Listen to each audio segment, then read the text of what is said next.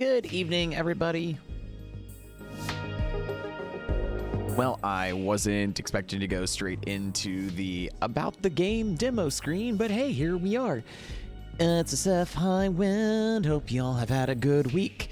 I've had a decent week. Work kind of sucked at the beginning of the week, but now it honestly, as the week has gone on, it's gotten better. So you know what? I'll take it. But outside of that, hope y'all are doing well. Tonight we are going to be checking out the demo for Cutting Edge Roots of Mutation. I have been looking forward to trying this out since the game was first announced. This is done by Wizard Bird Games. The best way to describe it, it's Furry Trauma Center. What isn't to like? I mean, I have been a fan of the Trauma Center game since the very first game came out on the DS, and I remember seeing like the previews in Nintendo Power, and I thought it was weird and wonky, and I didn't know if it was going to be for me. And then I picked it up for like dirt cheap at GameStop used, and I was hooked on the series. I have loved the Trauma Center games, and I still think it's a crying shame Atlas never did another one after Trauma Team. Like, I'm surprised we never got a new Trauma game on, like, the 3DS, on the Wii U. It just, I don't know, two systems that made sense to put a Trauma game on, and just Atlas has, like, some of their other, like, lesser series have kind of, like, abandoned it in favor of, like, Persona and Shin Megami and those games, unfortunately. The Switch, yeah, but, like, honestly, I'm really hoping we get something new with, like, the Switch, too, with, like, the mouse controls and shit. So, who knows what we're gonna get, but the second Cutting Edge was, like, shown off, and I found out about this on Blue Sky. I sat there and I was like, oh, it's Furry Trauma Center. Oh my god, as always, if no one else will do it, the furries will fucking do it, and we'll do it in style, baby. So yeah, I am so excited to do this. So, welcome to the Cutting Edge Roots of Mutation demo. This demo contains the first several episodes of the game in their entirety. Oh, hell yeah. Before you head off to the OR, please note this game is still in development, some placeholders are present, and content is subject to change. Bugs and hiccups, if any, should be few and far in between. If you encounter or have any feedback, please don't hesitate to reach out. That being said, have fun, and try not to kill too many patients. I am also in love with the Fennec. The Fennec is quite literally looking at me going, hey dude, I need you to read the couple of things before we start the procedures.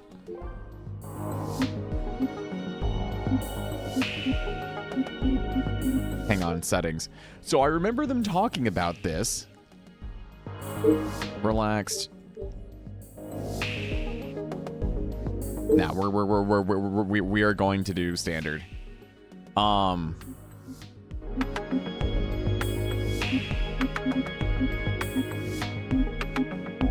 effect enable, master, yada yada yada, mutant background, accessibility, color assist, click to consume, controls orientation. All right, so we have the radial.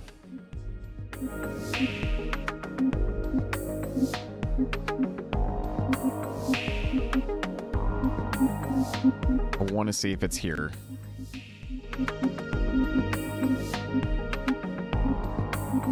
Okay, it might be something I'm gonna have to like do like specifically, but I do remember saying that they, I don't know if it's for the demo, but I do know they were saying they were planning on making this compatible with the Wiimote and Nunchuck, for those who want to, you know, the Wii Trauma Center experience. So if that's the case, yay. I would be playing like I literally would be playing with Wiimote and Nunchuck if my computer had Bluetooth. So between now and when the game officially comes out, I am gonna have to get myself a I'm gonna have to get myself a Bluetooth adapter and like learn how to configure the Wiimote and all that shit, because I want to play this using Wii controls so badly. Hey there, Wendy. Oh, come on in, hun. All right, new game, prologue.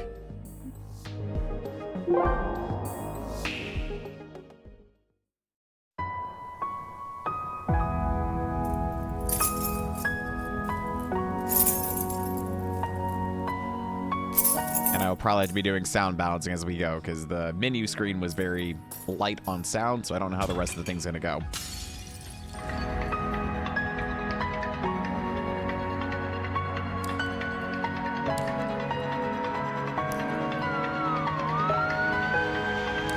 are going to do some changes real quick.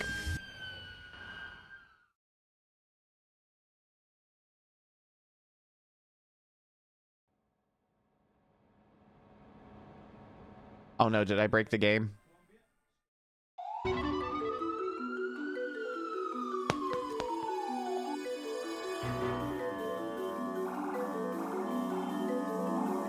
Did I break the game? Did Seth pull a Seth already?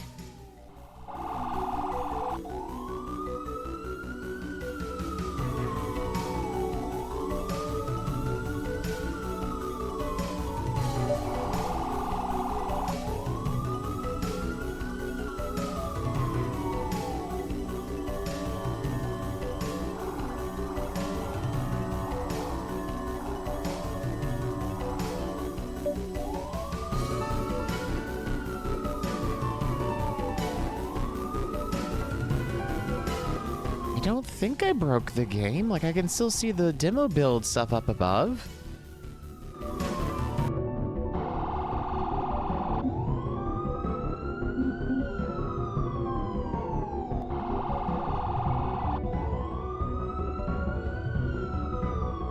Should I not have messed with sound settings?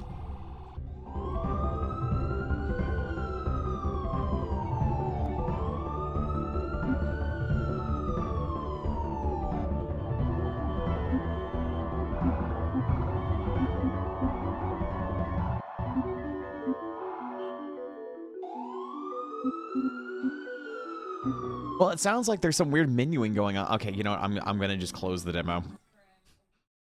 I'm gonna stop the demo. We're gonna reload it and not mess with sound settings because I think I broke stuff. And unfortunately, true Seth fashion.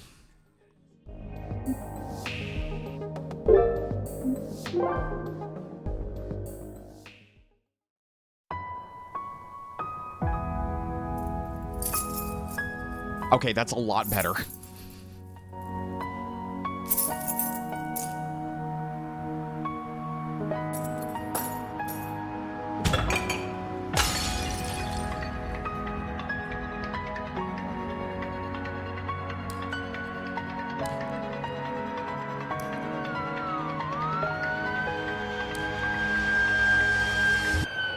Oh no, nanites.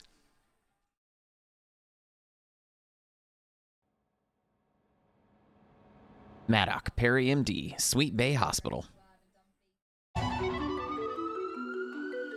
Ambulance Bay, Sweet Bay Hospital. The situation seems bad, but there's really nothing to worry about. The patient's injuries aren't actually that threatening. Besides, I've handled plenty of car accident victims before. I'll have this patient treated in no time.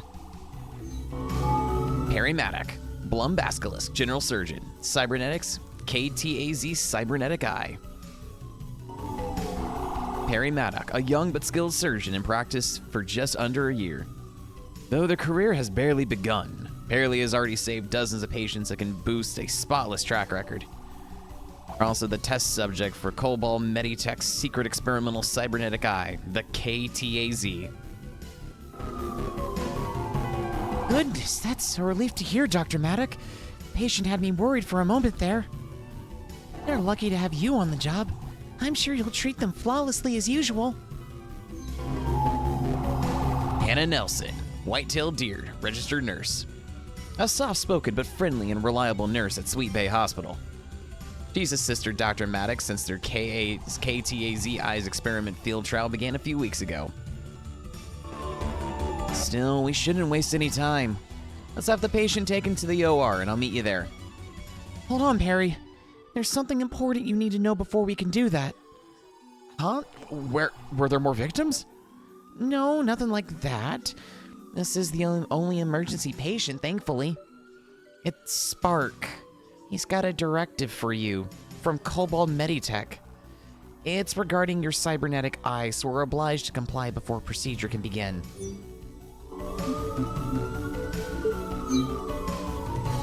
Cobalt Meditech. Probably gonna have me do more tests for their cybernetic eye, but now? Timing is pretty unfortunate. They've never given me a test to do during an emergency. It should be fine, but I wonder if something weird happened. I suppose we don't have much of a choice, do we? Alright, let's meet up with Spark first. Thanks, Perry. I'll arrange transportation for the patient. See you momentarily.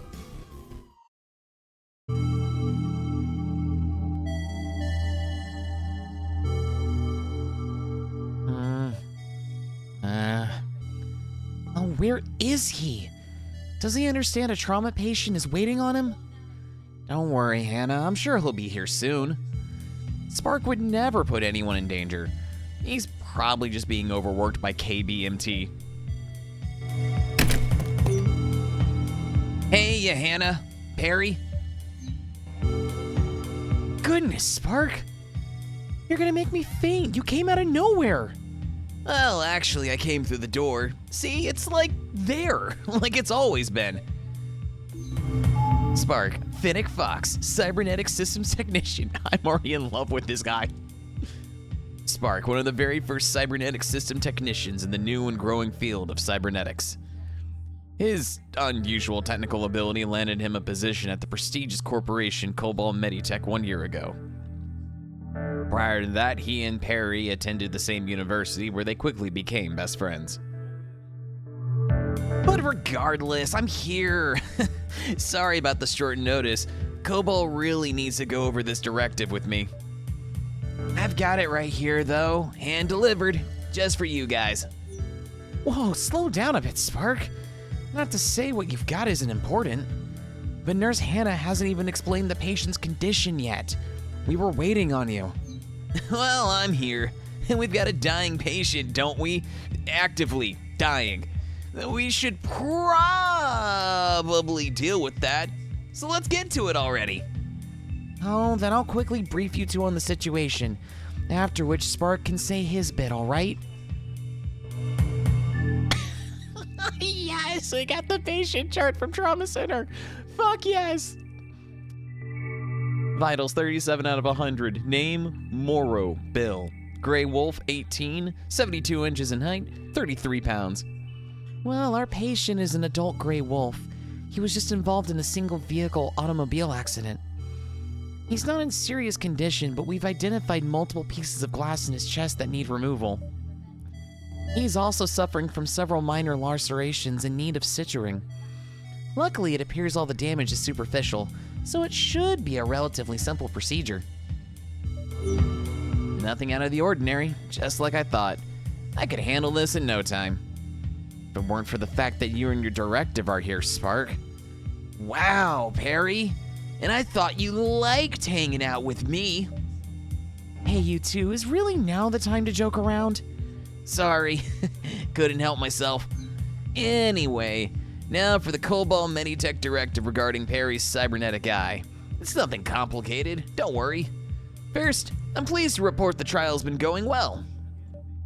I analyzed your recent operations, Perry, and the eye hasn't impaired your surgical skills at all. Isn't that neat? It's true. Dr. Maddock has been treating our patients just as well as before getting that new eye. I was worried about having to give up a perfectly good eyesight at first, I admit. This cybernetic eye has been working flawlessly. It's kinda cool, actually, in blue.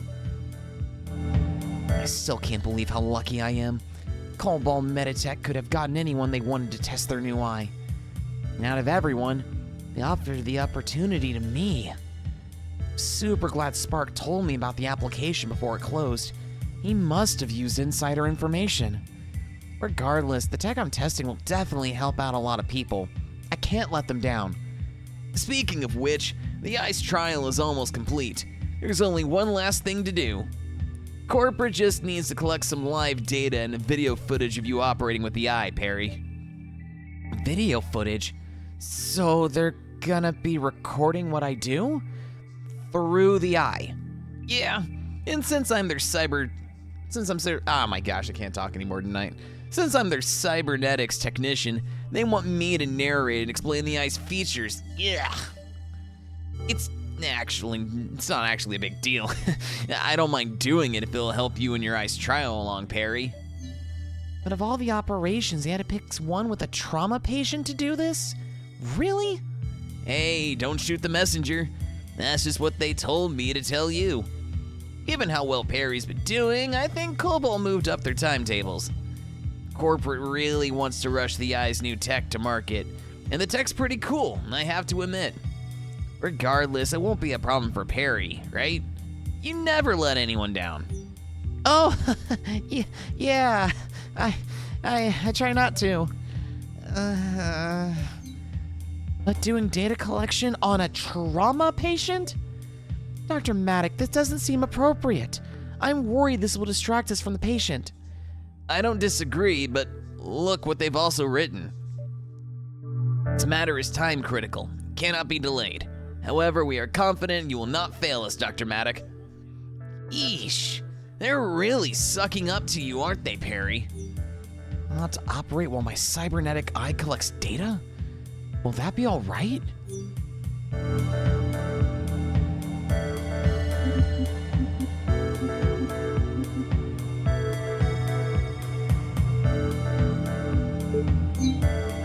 Patient should come first. Is there really nothing we can do to delay the data collection? I wish we could, but you know Cobalt, they move fast. But I'm sure you can handle it, Perry. This'll just be just like any other operation you've done before. There's nothing to worry about. I'll save the patient, no problem. And we've completed plenty of Cobalt's experiments. There's no reason to disappoint them now. I'll just treat this like any other operation I performed. I'll handle it flawlessly. You sure? We really should minimize the risk of any complications. With the pressure being recorded, will you be able to focus? I've had no issues operating since they replaced my natural eye with this cybernetic one. And if this eye's new tech will help people, then I'm more than happy to help finish testing it. They chose me to test this thing after all. I can't let anyone down. Especially not Spark. He's the reason I got this opportunity after all. So I'll treat the patient and satisfy Cobalt Meditech. They'll be fine, Hannah. Trust me. Okay, then, if you're sure, Dr. Maddock, let's proceed. I'm sure I can do it. Then, to confirm my objectives one last time, I'll be treating this accident victim. My goals are to remove all foreign objects, treat all lacerations. Nurse Hannah will be assisting me, and Spark, who is Cobalt Meditech's cybernetics technician, will be consulting regarding their KTAZ cybernetic eye, which I'm currently trialing. Yep, just worry about the patient, Perry. I'll handle the techie stuff. Yes, I think we've covered everything. Let me know when you're ready, Dr. Maddock. God, I'm geeking out already. This so far, this is like what I was hoping for from this. I'm ready. Leave it to me. Let's begin.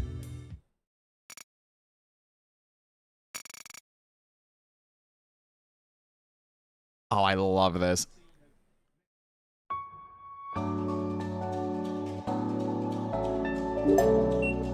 Let's begin the operation. Dr. Maddock, is your cybernetic eye functioning all right? Let's see.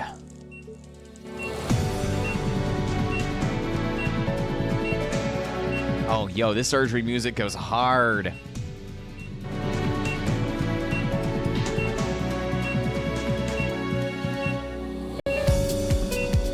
Oh, yeah, this surgery music goes hella hard. Okay, just once again doing like on the spot. Perfect, on the spot audio adjustment. Talk is visible, operation is paused, click anywhere, press space to advance. Everything looks like it's working. Okay, Perry, let's start the recording. All right.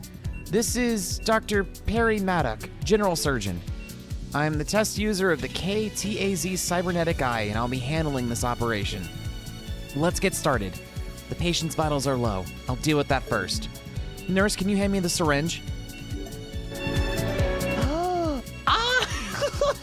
This is perfect. Thanks. Keeping the patient's vitals up is a top priority. The operation will be suspended if the vitals hit 0. Not that I've ever let that happen. Your eye's HUD will update the visuals in real time. Pretty neat, huh? And to raise those vitals, I'll administer some stabilizer using the syringe. I'll simply draw from the vial, then inject the medicine anywhere into the patient. The stabilizer is effective. I advise recovering vitals to at least 60 before we proceed. That's better. I'll make sure to keep the vitals up and out of the danger zone. Hey Perry, real quick. Do you see your eyes directives display? I just booted it up. Any operational goes for this op will appear in there. In fact, there's one there already. Directives aren't actually mandatory, but try and follow them if you can, Perry. A nifty feature, I suppose. I'll keep the directives in mind. Thanks. Now, time to begin the treatment proper. These shards of glass removal. Oh my god, these shards of glass require removal. Nurse, mind passing me the forceps? Now, to seize a glass shard, hold it and pull it directly away from the wound. Now I am just tunnel visioning with like my trauma center experience. Great. All glass shards have been removed. You did that perfectly as usual. All right, on to the next step. I need to deal with those lacerations next. The bigger cuts are causing more damage, so I should focus on them first. Agreed. Oh, whoops, whatever. Perry, I know you've done this a million times, but for the benefit of the recording. The eyes displays a gauge showing how to suture the laceration, see? All I gotta do is use the sutures to make a zigzag pattern like the guideline shows. Ugh, isn't this obvious? Yada, yada, yada. Perry knows what they're doing. Spark, we're recording. Please try to keep it professional. It's all right, Hannah. Like Spark said, I just need to suture in a zigzag pattern. Right, that should heal nicely. Dr. Maddock, which laceration will you treat next? The larger cut should go first. But I'll admit, eyeballing the sizes is pretty tough. Ooh, Perry! This is the perfect chance to demonstrate the eye scanner. It'll help you with exactly that. Go and give it a try. The scanner works. Perry, you see those numbers? They're how much vitals damage that wound would cause over 1 minute. Nifty! Dude, that's sick! Numbers will disappear over time, so rescan if you need them again. Yo, that's actually really useful.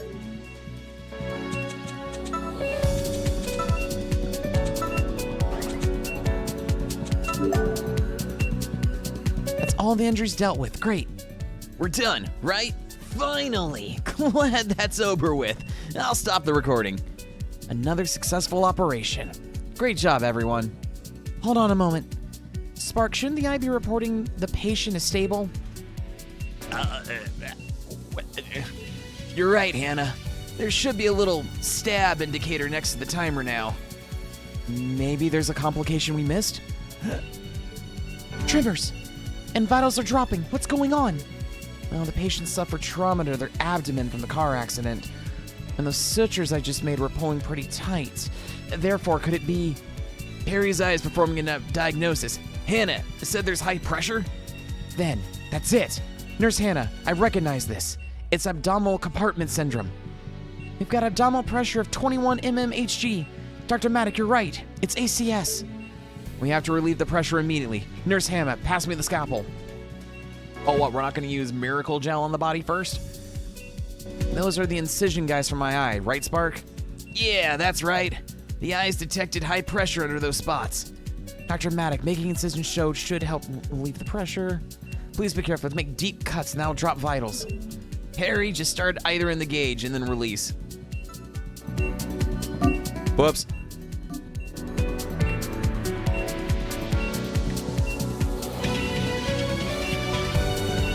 Oh, that was bad.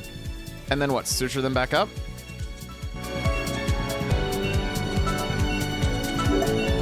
Let's peer out the guide. How's the pressure looking? Pressure's improving, but this patient isn't quite stable yet. Perry, look. The eye's recommending to make more cuts. Wants me to cut more? That's strange. I've not had to repeat this procedure before. But it's been working so far. Let's just trust the eye, Perry. Keep going.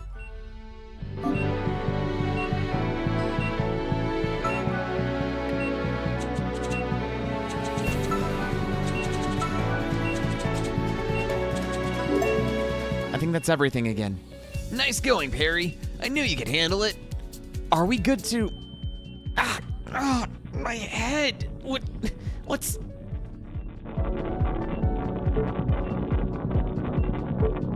Harry? Harry! Dr. Something the matter? Data synchronization error code.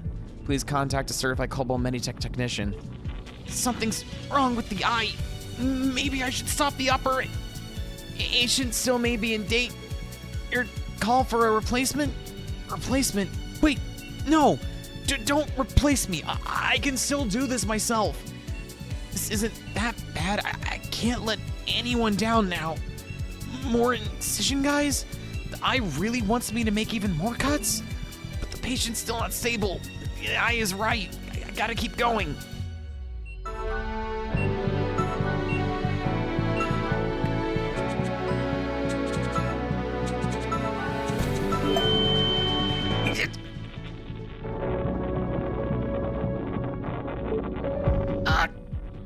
Feels like someone's just splitting my head in half. Who's that? A voice? It sounds like it's coming from inside my head. No, I can worry about myself later. I can't give up now. They trusted me not to fail, so I still gotta save this patient. I don't think I can hear you? No matter. I can't give up. I've never failed anyone. I've just got to keep going. I'll cut you.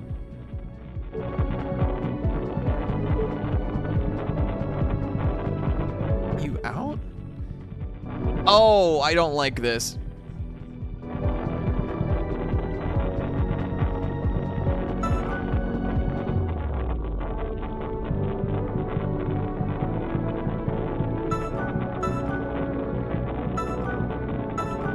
Oh, I don't like this at all. Cut! Dark Dramatic, please stop. What? Wait, no, what am I? Oh, God. You just put the patient in critical condition. Harry, what are you doing? But I didn't.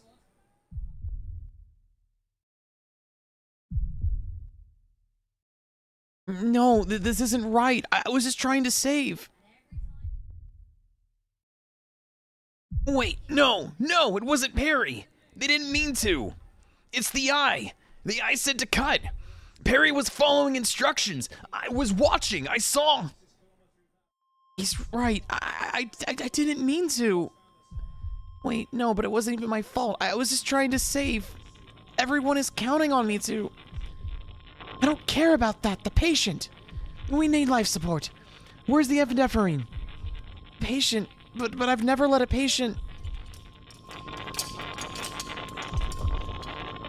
No, I can still save them. Like always. Let me keep going. Dr. Maddock, no. You aren't fit to do this. You have to stand aside. Spark, call for backup. Abort! Abort! The eye was supposed to help you, Perry. Had I known, I wouldn't have... I did this? No, this can't be happening. What have I done?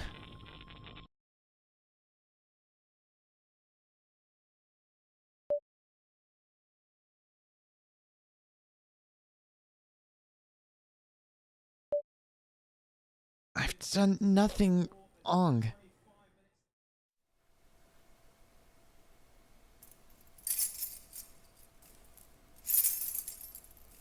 Holy, that's a way to open a game.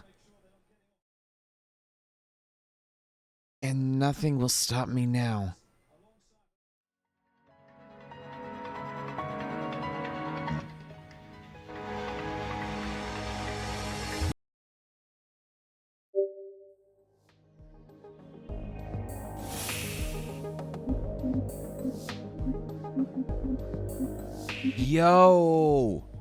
Yo!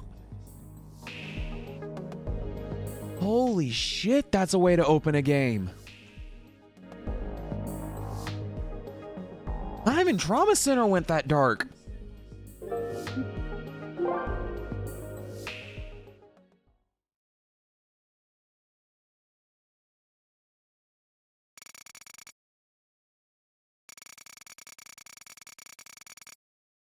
Fish report, page 34 out of 34. Malpractice investigation conclusion. After extensive investigation by the Federal Institute for Safer Healthcare, amendments made by leading Meditech Corporation Cobalt Meditech, and information provided by whistleblower F2X, Perry Maddock is hereby found not at fault for the KTAZ incident, occurring approximately 12 months ago and classified as need to know. Perry Maddock's license is hereby immediately reinstated. Perry Maddock's non-disclosure clause remains in indefinite effect.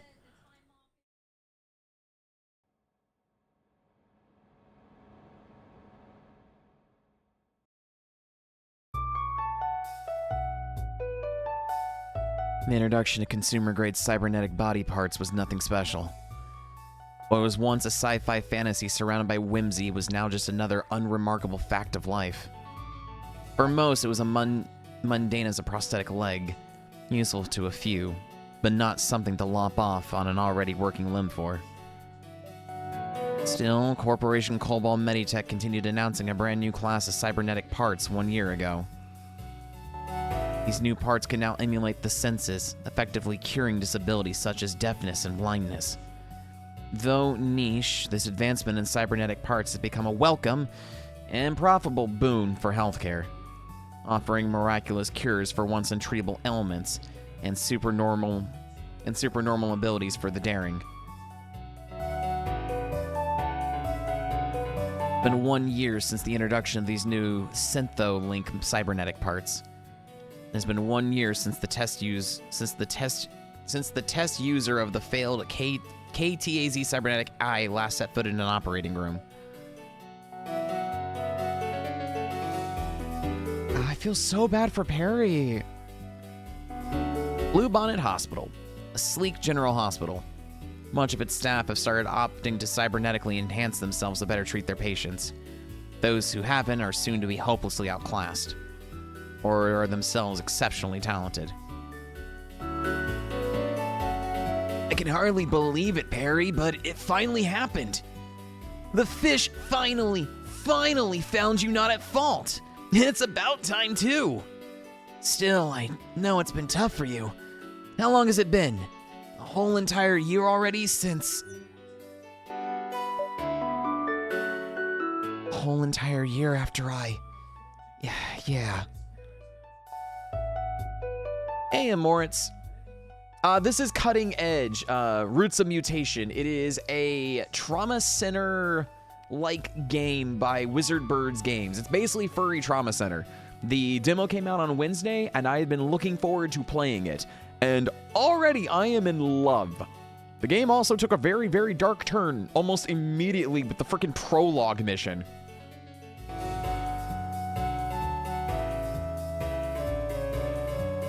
You're playing as Perry Maddock, who just got done after a really, really terrible year after his cybernetic implant eye malfunctioned and basically caused him to carve up a patient, all because he was trying to follow what the eye was recommending, because it was an experimental cybernetic technology.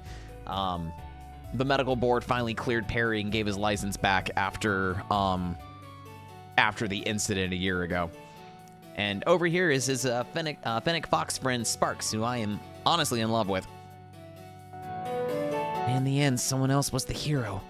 I managed to save my patient, but only barely. No thanks to me. A year? A year? Something like that?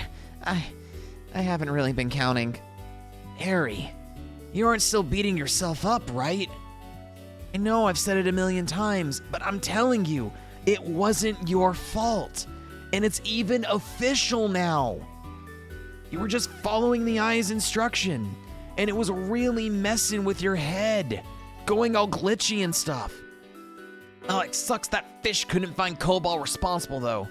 It was totally all Cobalt's fault. Can't believe how sleazy Cobalt actually is.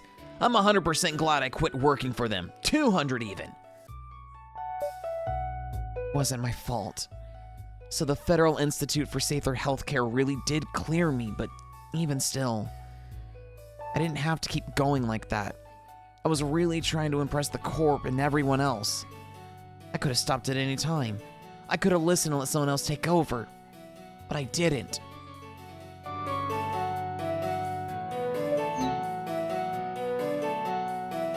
But you aren't here to wallow in self-pity, right?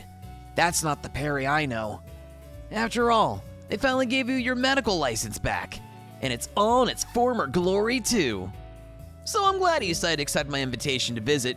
You're gonna love Bluebonnet Hospital.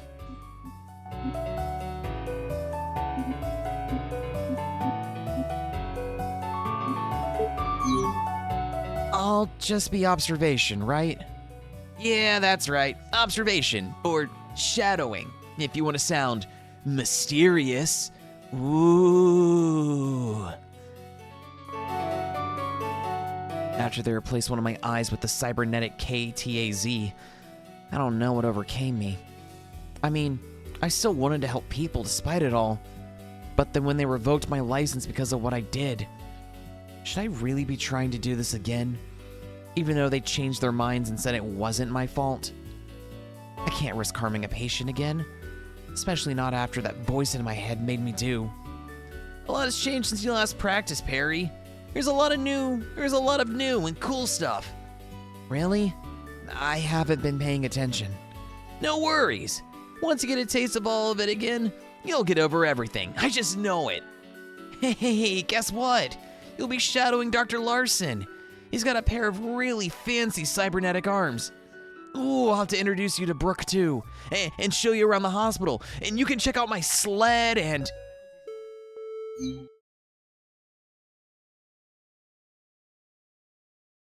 Paging Cybertech Spark, code blue, cold blue. Give me that. Spark, where the hell are you? We've got a situation. We need you over here, now. Are you still on duty, Spark? Well, yeah, but everyone's cybernetic should be fine. I just inspected them. I guess your observation's starting right now, Perry. Come on, this way. If you say so.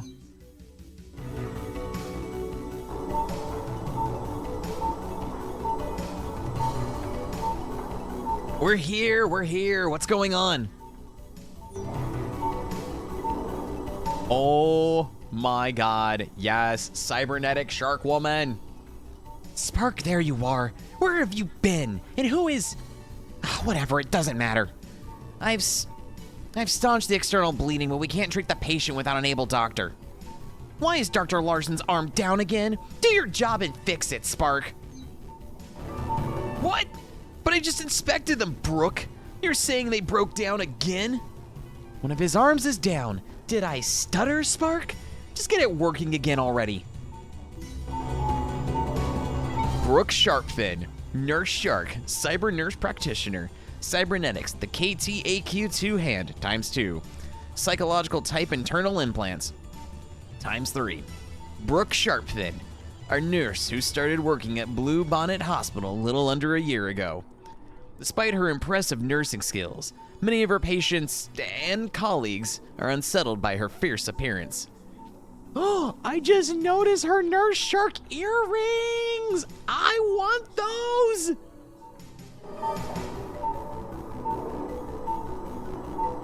All right, I'll do it. But would it kill you to at least ask me nicely? I'll kill the patient if you don't hurry up already, Mr. Cybernetic Technician. Oh! Gruffy Badger! Look at the Gruffy Badger! Save the repairs, there's no time. I still have one good arm, so I'll go on with it alone. What? Dr. Larson, I'm not gonna mince words. That's a completely idiotic idea. But we have little choice, no? If I do not operate, the patient's chances are surely 0. Daniel Larson, a motherfucking honey badger. Cyberdoc, Class A.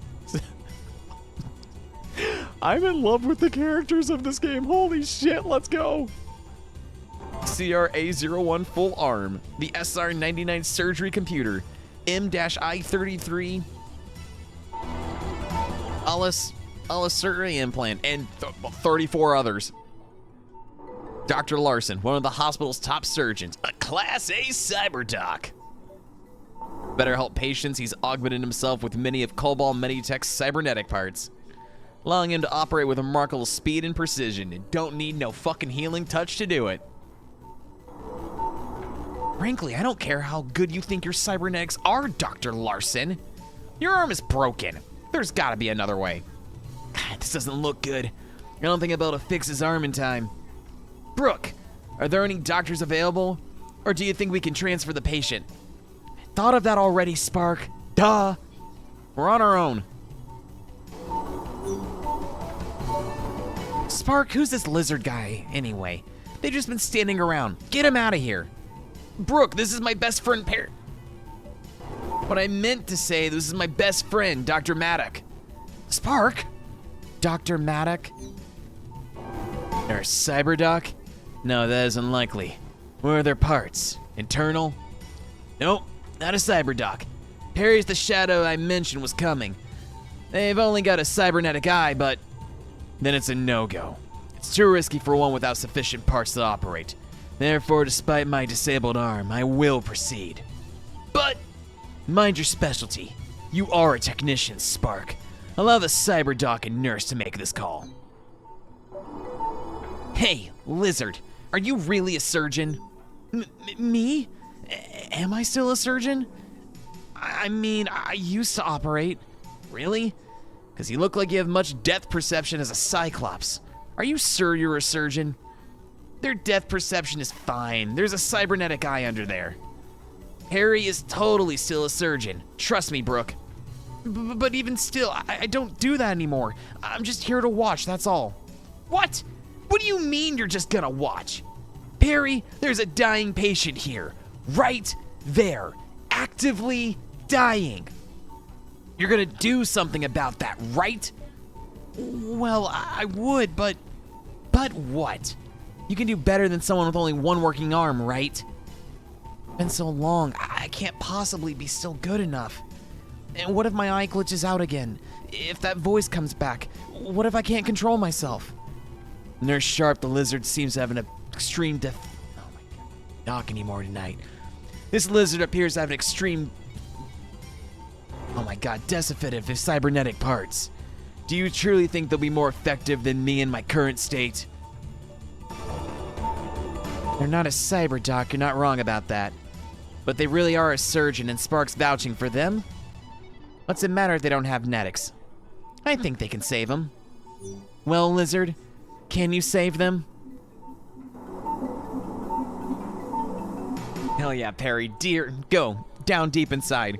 It really does look like I'm the only one who can save the patient. Even though I quit operating for a reason. I started operating for a reason too. I became a doctor to help people. And if I'm the patient's only hope... Nurse Sharp, Technician Spark, the patient will not last much longer. What is our course of action? I understand. I'll give the patient my best shot. Good, then I'll re-enable your eye. Hang on, Spark, I don't think you have to. I presume your cybernetic eye is currently offline. You lack full vision without it. Emergency or not, operating without two functioning eyes is barred by law. You must utilize what cybernetics you have to, Dr. Maddock. Harry, if you want to get over this, if you ever want to get over what happened, you've got to face it. I've got to turn your eye back on, okay? Just trust me, Perry. Everything's going to be fine. Okay, Spark. You can turn the eye back on.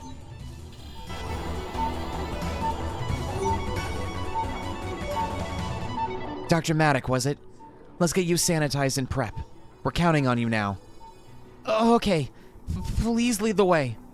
Perry, good luck. I just noticed she has syringes inside her fingers. Oh, that's so good.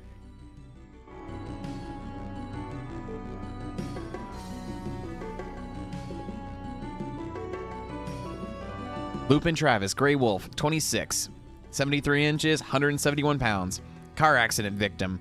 Foreign debris and external lacerations require treatment. Additional injuries may be present in the thoracic cavity. Oh no, another car oh, Perry.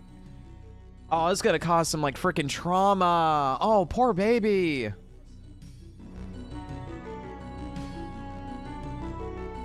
Dr. Maddock, regroup with the team. The situation is urgent, but a quick briefing is still necessary. I'll handle it, so listen up, Maddock. Our patient is an adult gray wolf who was involved in a car wreck. Apparently his car went haywire and drove him right off the road. Another car accident victim? It's just like my last patient from 1 year ago. He's currently suffering from multiple lacerations and embedded debris. And he may has also suffered additional trauma to his internal organs. I stabilized him earlier, but that won't last much longer. And there's no time to transport him to another hospital. We're fortunate to have Nurse Sharp. She stabilized the patient well, despite her relative lack of cybernetic parts. However, we're out of time. We're the only 2 surgeons available, and one of my cybernetic arms remains inoperative. Spark isn't performing diagnostics and will attempt arm repairs concurrently, but do not rely on this. Under Nurse Sharp's suggestion, I will refrain from attempting the operation with a solo arm. I defer to you, Dr. Maddock. Uh-huh. We've got all squared away now, so here's what you gotta do, Dr. Maddock. Treat all external wounds. Treat any and all internal wounds. Deal with the outside, then open them up. Simple, yeah? You really do not possess any cybernetic parts other than your eye, correct? Not even internal parts?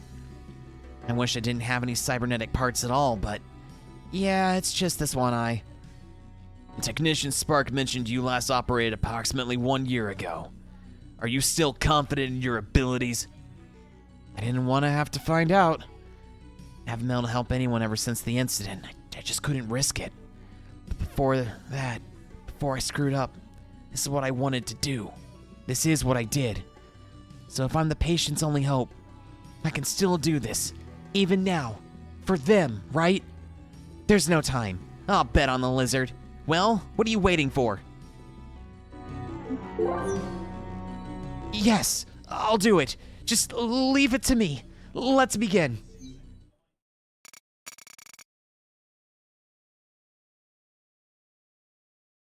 Badger, badger, badger, badger, badger, badger, badger, badger, badger, badger, shark, shark.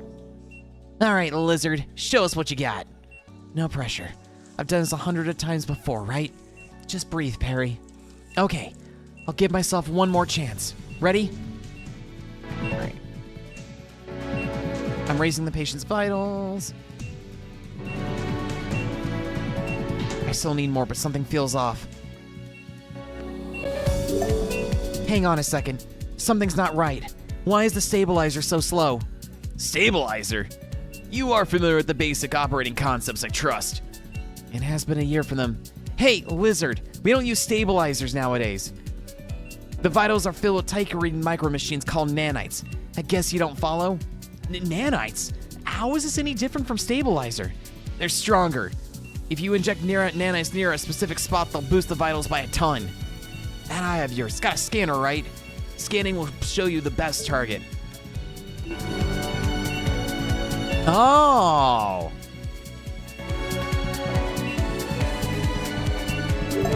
Oh, and there's even a boost. Got it. Things are looking better. I'll inject more, nanites later if I needed. Now to save this patient. Dr. Maddock, multiple wounds are present. Are you ready? Commencing the procedure.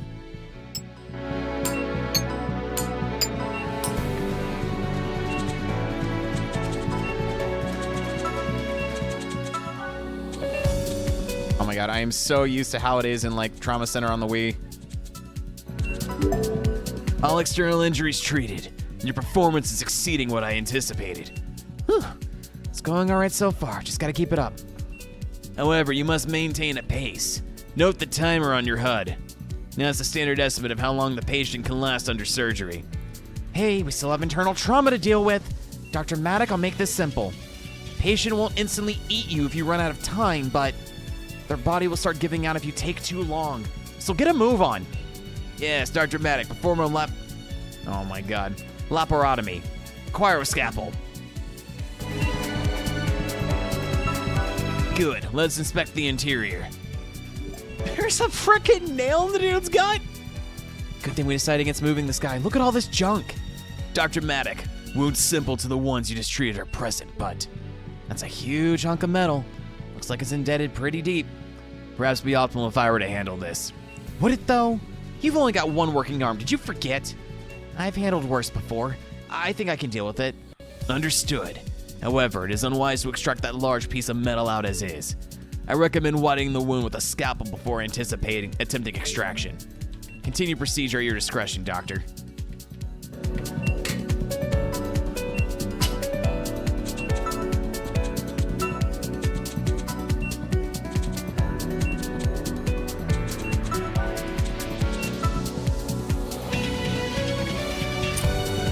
Okay, it was just a random shard of metal. Got it. And that, and that, and this. I think I've treated all the wounds. Huh, looks like you really did treat everything. Patient's stable. So, stab appears and the patient becomes stable. Patient is safe from running out of time. Dr. Maddock? Hey, Lizard, is something wrong? Did I do it? And that voice in my head, I didn't hear it. Yeah, I'm okay, nurse. I'm okay. I can do this. I can finish the procedure. Adequate job, Dr. Maddock. Let's close them up. All that remains is suturing your entry incisions shut. Done. The patient will make it. Self-sterilizing sutures appear effective. Infection chance minimal. Op concluded. Your performance was crude, perhaps, but nevertheless successful. Guess my bet paid off. Operation complete.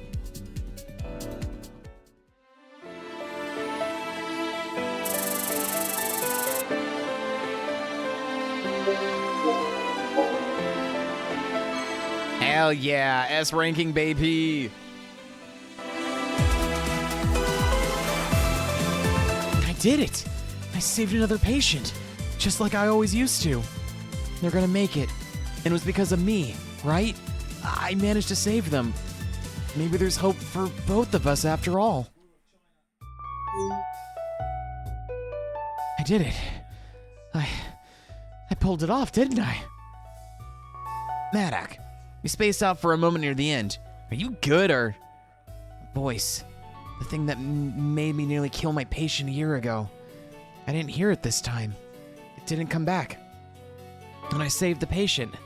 I pulled it off just like those times before. I'm okay, nurse. Thanks for asking. I'm just glad the patient's safe now. Anyway, guess I was right about you after all. That's a relief. The procedure was successful. Quite remarkable work, Dr. Maddock. Your proficiency was indeed sufficient, despite your lack of cybernetics. I mean, I did what I could, that's all. Perry, you did it. This is great.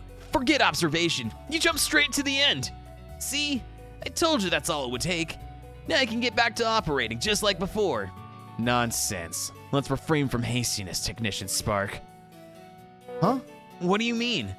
We should indeed be thankful for Maddox's fortunate appearance, 'tis true, but they still lack sufficient cybernetics. In the ideal situation, a cyber doc would have provided the best care. This again? Dr. Larson, why should we care about what parts Maddox has? They pulled it off. That's all that should matter. Where am I? Is this an OR? Sir, you're already awake? Right, I remember now. My car started freaking out and then... So that must have been... Did you all just save me? Your name is Travis, correct? I'm Dr. Larson. And yes, you didn't worry. Dr. Maddock and Nurse Sharpfin here were able to treat you. You will be fine. Wait, why are you the only kidded one out here? Kidded out? You're telling me you let this unaugmented lizard touch me? Due to technical malfunctions, Dr. Maddock handled your operation, yes. But we have since discovered they were the optimal alternative. Yeah, I operated on you. We were in a pretty tight spot and didn't have much of a choice. But I was able to treat all of your wounds. You should make a full recovery. What's wrong with you people? You let that lizard touch me? When there's that cybernetic doctor standing right there? And what's about observation? Who even are you?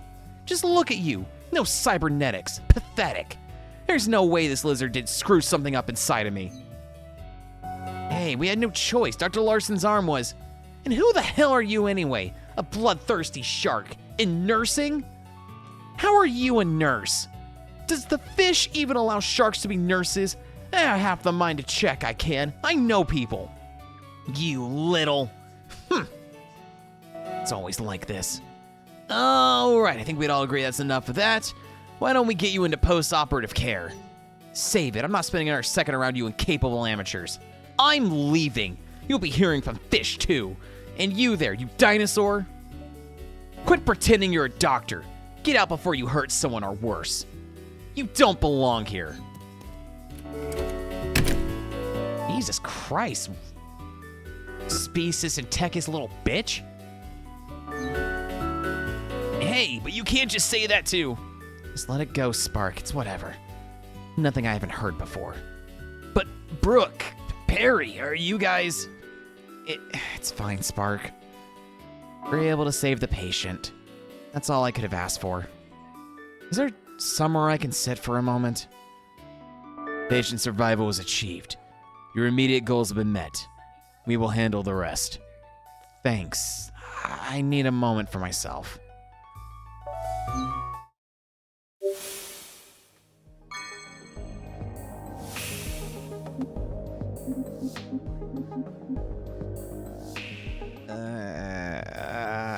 Already. Man, I can see where this story's going, and I'm gonna hate it. Hate it in a good way, mind you. But I can see there being this whole, like, it honestly reminds me a lot of like some of my favorite tropes of like cyberpunk in general, where there's like this. There's this vision from a bunch of like people where if like people aren't like decked out in cyber gear, that they just can't be trusted to perform like the basic stuff. Like imagine if you were in the cyberpunk like 2020 or 2077 world, and you had like a person from like med tech or like max tech like come out to like save you, and you knew someone wasn't like augmented. Would you really trust them with your life? I'm going to love this story, but I'm gonna hate a lot of the people I'll be saving in it probably.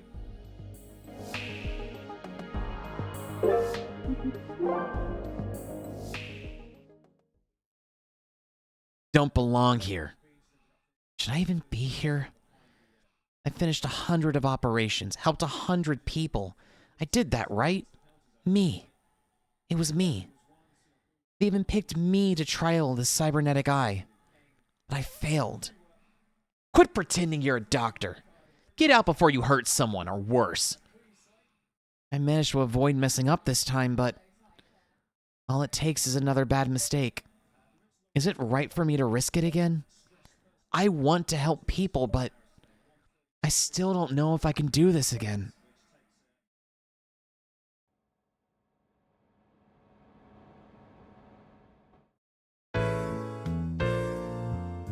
Staff room, Blue Bonnet Hospital.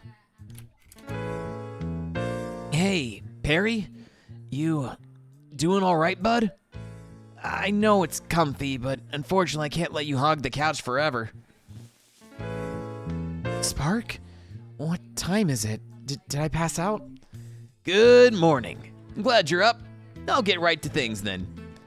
So first, about that patient you saved? The car accident victim. Travis, right? Car accident victim who works for the Fish. Travis. Yeah, that's right. He works for Fish? The Federal Institute for Safer Health Tech? That Fish? Oh, of all the people. But wait, wasn't he just charged? Is something wrong? Does he need more care? Jeez, Perry, sometimes you're too kind to a fault. Don't worry, that jerk. I'm so glad I decided to do my Bart's voice from Xenogears for Spark. Because one, I think it fits a spunky Finnick Fox, and two, yeah, I got a chance to use the jerk line, so don't worry, that jerk is fine. In fact, he's feeling so good, he already filed a fish malpractice report against us and you. At least we were able to save him. Hey, don't be so down. It's not like the investigation is gonna go anywhere. You'll be fine. How do you know that? What? I didn't think you'd actually question me on that. Let's just say I have it on good authority. Yeah, you can trust me on this. Fish sided with you when that happened, remember? So I'm sure they'll be on your side again. They're not gonna punish you for literally saving someone's life. Speaking of saving someone, Perry, did you know everyone's here already started gossiping about you? Me? But all this just happened yesterday. That was yesterday, right? You're the mysterious, nearly cybernetic-less surgeon who suddenly and miraculously appeared and saved a life. And nobody can believe you were actually able to fill in for not just a cyberdoc, but Dr. Larson himself? I'm telling you, you've what everyone's been talking about. Well, everyone at Bluebonnet at least. What? Am I really being hyped up like this? It's just like what people thought of me before. I don't really care about any of that. I'm just glad that things ended up working out for our patient.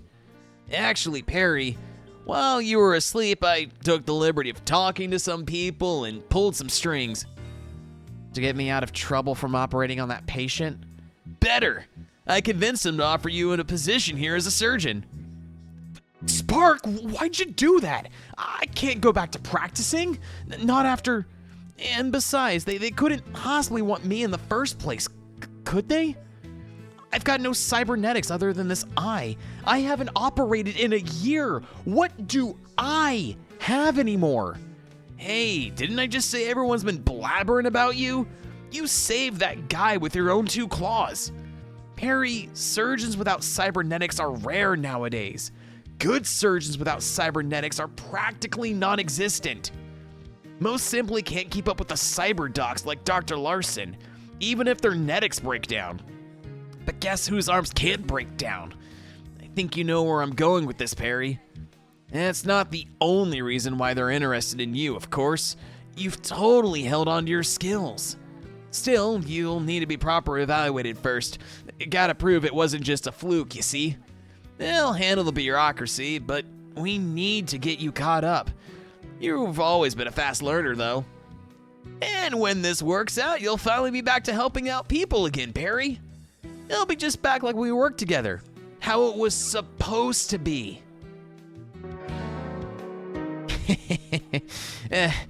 Speaking of which, Perry, you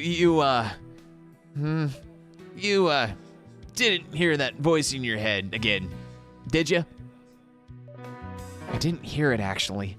Wait, really? Well, I mean, I told you. See? You just had to try again. And now we know that voice thing isn't even a problem. Sweet. Hope that's the case, Spark. I could have sworn I felt that voice was about to say something again. And even still, I can't even come close to being as good as someone with a working... Can I even come close to being as good as someone with working cybernetics? That patient didn't seem to think so. Hey, I don't have any and I'm doing all right. And you handled that emergency super well. No fancy arms needed. Come on, Perry. There are still people out there that could use your help. You can do this.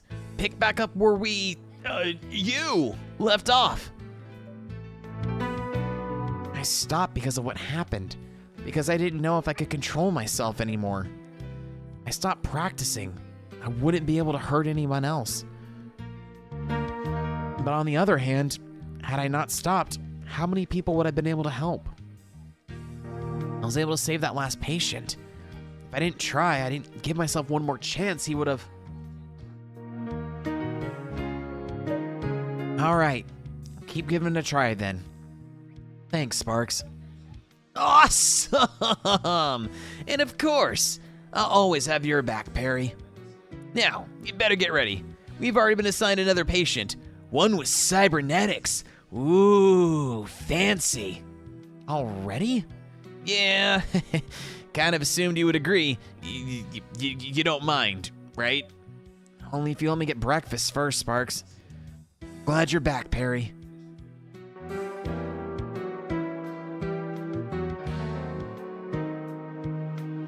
There you are. Morning, Spark. Looks like your repairs in Dr. Larson's arm are holding up. For now, at least. Technician Spark, salutations. And Dr. Maddock, I see you are still present. Your skills were notable, especially given your lack of equipment, and you succeeded at saving your patient. I understand you've been offered a valuation trial. Did you accept? Dr. Larson, hey! And yeah, Spark managed to convince me to stick around, for a bit at least. If the others are in agreement, this is acceptable. Then I will increase efficiency by leaving this patient in your claws and proceeding to the next. I look forward to learning off the results of your evaluation. I love that there's a honey badger doctor. It's so good. Don't let all that distract you, Dr. Maddock. You look like a mess. Did you get enough rest? Oh, nurse. Nurse Brooke, right? Yeah, I suppose I slept all right. Just a lot of thoughts. Thoughts? You're still up for this, right? We wouldn't want to make you operate if you're still frazzled. I'm gonna be compared against people who have cybernetics. A lot of cybernetics. And they don't give out pity points for people with few or no parts. Not towards you, nor Spark, nor me. Come on, Brooke, you're scaring him. You don't have to worry. Trust me. A year ago, Perry was the best around. Just wanted to make sure Maddox's on their game. You do seem to still know what you're doing, though. You did save that other guy, after all. Oh, yeah, I did, didn't I? But anyway, since you're going for this, Dr. Larson wanted us to treat you about cybernetic surgeries. Spark told me you were an excellent surgeon. You haven't performed any operations on cybernetics at all, right? Well, yeah, that's right. They weren't that widespread back then. Man, of course they expect me to know about cybernetics. They're all over the place now. If I'm being evaluated, I'm gonna look like a complete idiot if they find out. They boot me before I even get started. I better learn, fast. But I actually studied a lot of theory. I just need some practical experience. That's all. Is that so? Then I hope you're a fast learner, because we got a patient waiting on us. Let's get this done. Cooper Todd! Red Fox? If there is an Arctic fox in this game somewhere, I will be very happy. 44, 67.4 inches, 178 pounds. Hemochromatosis due to malfunctioning hybrid synthetic liver. Liver requires treatment and repair. Dude can drink like a motherfucker if we can repair this. All right, you two. Time for the briefing. Pay attention. Patient Mr. Cooper was admitted just an hour ago with complaints of pain and general malice. I probably said that wrong. Whatever. Due to the patient's hemochromatosis, half his liver was previously replaced. It's a cybernetic part. Hemochromatosis that involves a buildup of iron. Does the cybernetic liver help treat it? Well, someone's a smart cookie, aren't they? Yeah, we're dealing with a Cobalt Meditech synthetic liver implant. This model is supposed to perform chelation, which helps reduce excess iron in the blood. Fortunately, it's notoriously unreliable. Of course, been letting the quality of their devices slip for a while now. Typical. Yep. I took a look at the device's log and I'm sure of it. The synthetic liver's malfunctioning. I'm not surprised it went bust either. Ever since I left, Cobalt Meditech has been getting sloppier and sloppier. Anyway, Maddock, here are your objectives for the surgery. Treat all hemorrhaging or end wounds. Replace the synthetic liver. I realize you're not experienced with operating on synthetic parts, Dr. Maddock, but part of your evaluation is seeing how quickly you can pick things up. Their words, not mine. Not to worry, though, because that's what I'm here for. I'll help you out. Sure, Spark is our resident cybernetic technician expert. We'll defer to him once we get to the cybernetic liver. But since he's not a surgeon and this part's inside a person, he'll have to perform all the surgery, Maddock.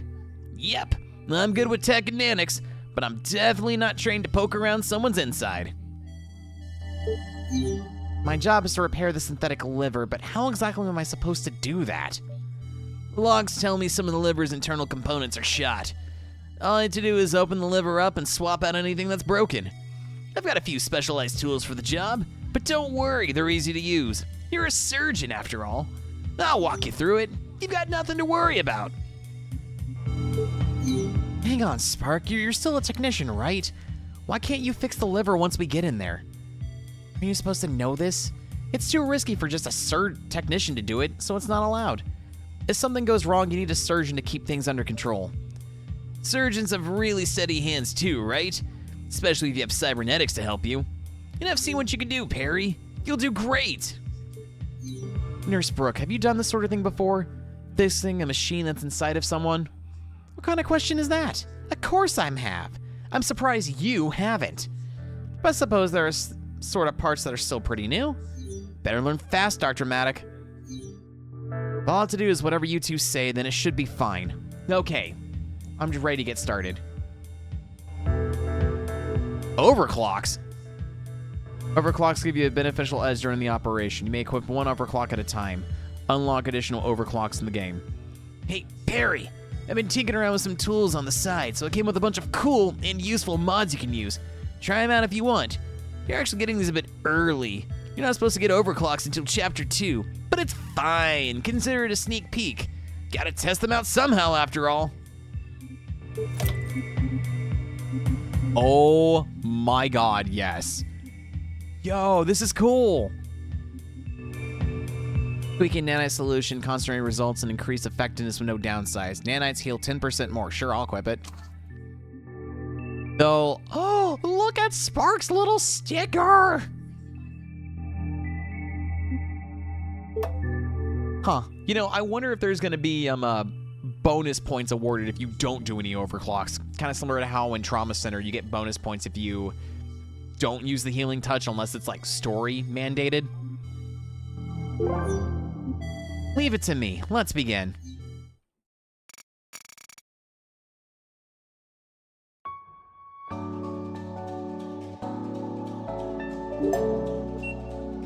Alright, your first cybernetic surgery. Let's see if you can handle this. You've got this, Perry. Just focus on helping the patient like you always do.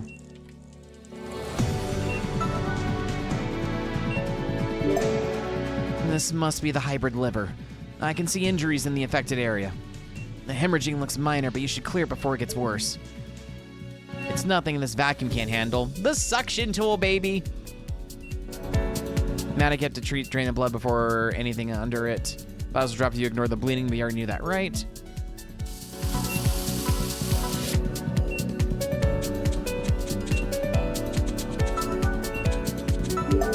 Alright, my turn. Perry, this is a Cobalt Meditech liver L29R synthetic liver. In order to fix it, we need to pop it open. Let's do that now. Nurse Brooke, please pass Perry the driver. My God. So, we've basically gone from like pure surgery in, you know, while dealing with like the guilt viruses, you know, the freaking alien synthetic viruses made by like Delphi and whatnot.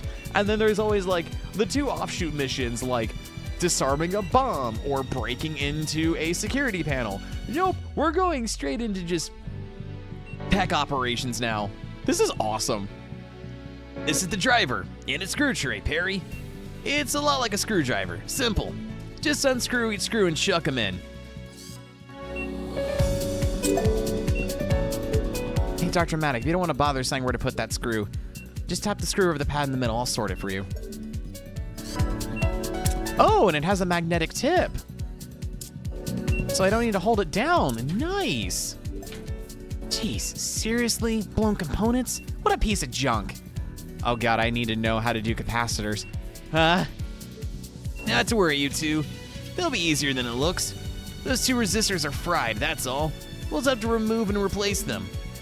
Oh my god, desoldering? Whoa, what is this, a flamethrower? It's an exothermic torch used to quickly and accurately apply heat. Fun, right? You need to solder those broken parts. Let me tell you all the steps. First, gently heat the solder until the temperature is inside the target. You won't need that much heat, maybe only half a second or worth or so. When the guide turns green, quickly slop to the vacuum and suck the solder out. Be fast or else the solder will get cold and hard again. You'll have to reheat it. And be careful not to overheat it, that'll cause damage. Well, you'll still be able to vacuum off the overheated solder. Give it a try. Too hot, oh god.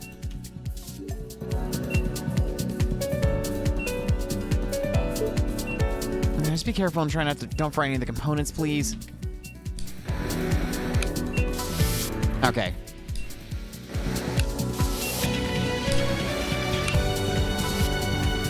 Jeez, all right, that is hard to master. Okay, all the resistors are out. Now for the replacements. I've already dug out new ones. No need to thank me. They're on the left tray. Cool, I'll place them with the forceps. Which one goes where again? Not gonna lie, I already forgot. Hey, Brooke. Why are you asking me, Mr. Cybertech Specialist? I was monitoring the anesthesia. Well, it's a 50-50 shot. Unless you remember, Perry. That didn't seem right. Guess it goes in the other place. Okay, almost done. Just one more step left, Perry.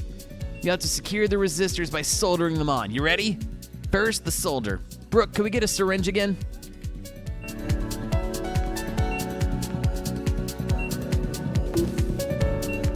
I forgot I gotta...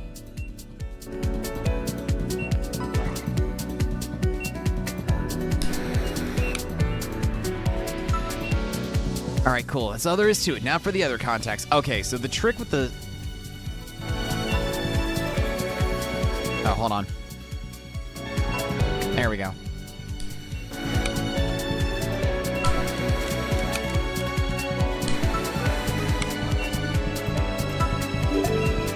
Okay, I'm rebooting the organ. It's working again. Great. All that's left is to close things up. Slide.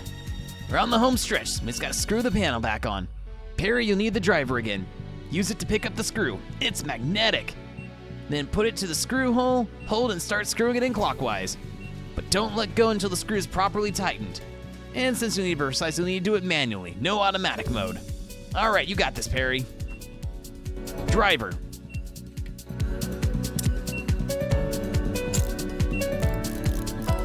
Oh, that's so cool.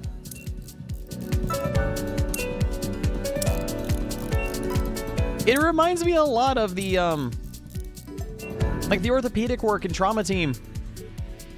Did I do it? Was that it? Am I still okay? Nothing. I still don't hear it. Phew. Done. Is that everything? Yeah, that should be it. Cool work, Perry. Great. Finally. Let's close them up. Done. Great. That's all there is to it. Not bad. I guess you're the real deal after all. Great. The patient should be okay now. Operation complete.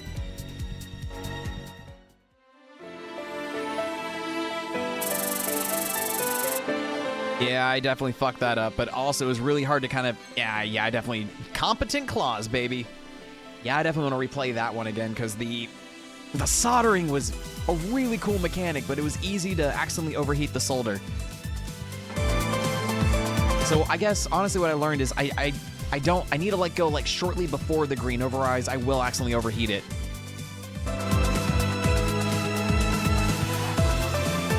Another performance report? Spark, how much should I actually care about these?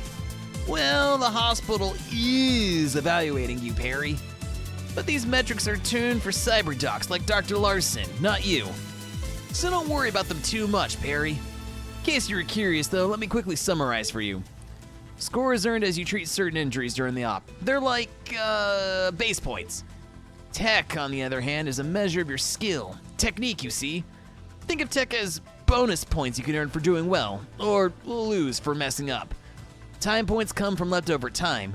The faster you are, the better. Finally, get points for following directives. Simple, right? Guess I'm not that bad. I guess I'm not doing that badly, actually, then. Especially since you're being compared to a cyberduck. Good job, Perry. I love the dynamic between Spark and Perry. I just love Spark in general. Spark is cute. Spark is awesome. I love Spark. Awesome. Great job, Perry. You're a natural. Maybe you should become a cybertechnetics technician, too. That wasn't so bad, actually. I'm glad we were able to treat the patient. You figured out the tech stuff quickly, Dr. Maddock. Not bad. Oop. That's Dr. Larson paging me. Hope his arms didn't break down again. Y'all just stay here and make small talk, okay? I'll go deal with it. Good luck, Spark. Well, I'm glad Spark wasn't just hyping you up, Maddock. It looks like you've actually got some decent skills. Thanks. Things are starting to come back to me, I guess. Keep this up and you might actually pass your evaluate. Paging all doctors on call. New trauma patient admitted. Class B cyberdoc or greater is required. Report and head to triage. Repeat, Class B cyberdoc or greater is required. Dr. Maddock, I'll be frank with you. I appreciate what you're doing with what you currently are, but look, if you're gonna stay this way, I wouldn't get your hopes up. I don't follow. What do you mean? You're actually relying on your known natural abilities. I've realized. Admirable, but it won't end well. I'm sorry, Miss Brooke. I still don't think I understand. You've got no surgical netics. Nothing other than that eye, right? It's just me and this eye, yeah? But is that such a big deal? Is it a big deal? How long have you been living under a rock? Every nurse and doctors nowadays kitted out with the latest something more. Well, every nurse and doctor people will consider worthwhile. People really expect for us to have cybernetics? Weren't you paying attention to that patient we saved?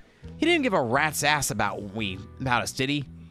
All he saw was a badger with cybernetic arms who didn't operate on him. How dare the rest of us touch him? So shouldn't you have more cybernetics? Frankly, I'm dumbfounded you don't. Why don't you? I'm not putting another machine inside of me. Not after what happened. I just don't prefer having them. Is that it? You just don't prefer having them? Well, yeah, I can do fine without them, right? They're not that essential, are they?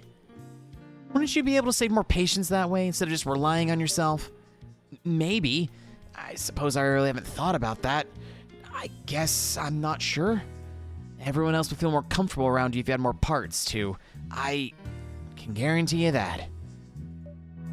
I don't know what to say. I just want to help people out. I didn't realize...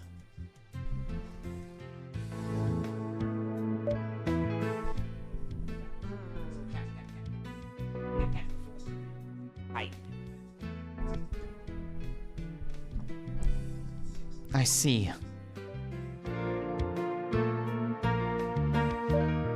Dr. Maddock, I forgot I said anything, okay? That was rude of me. Sorry. Who cares what other people think? As long as you're doing your best to help people, right? And for what it's worth, I think you're doing all right so far. So, try to keep it up, okay? Oh, all right, Nurse Sharp. Thanks.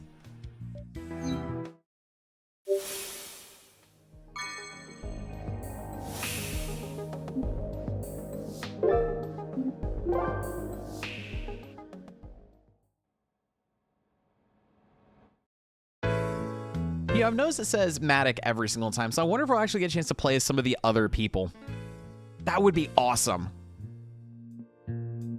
Dr. Maddock's evaluation, day 3 of 7. Just be sure to gently massage your leg twice a day and you'll be just fine. I've asked the other patients to do the same in the past and it's worked every time, so you can trust that it'll work. Promise. I'll do that then, Doctor. Thanks. That's another patient helped. I think I'm finally starting to feel like my old self. Just to be sure, this won't affect my implant, right? The one that helps my bad bone marrow? Oh, right, your cybernetic implant. It's in your leg, isn't it? I didn't have to get closer during your surgery, but, well, it should be fine as far as I know. I mean, I wouldn't think there'd be a problem, but... Sorry, I'm actually not quite sure. I'll refer you to a more knowledgeable specialist just to be safe. All right, then. Thank you, Dr. Maddock. I'm glad you were able to help me. Cheers.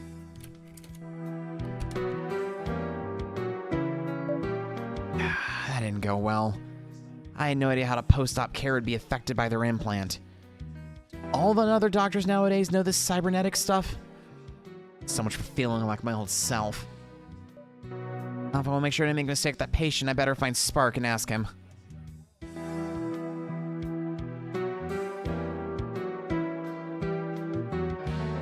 Mr. Spark, may I have your attention?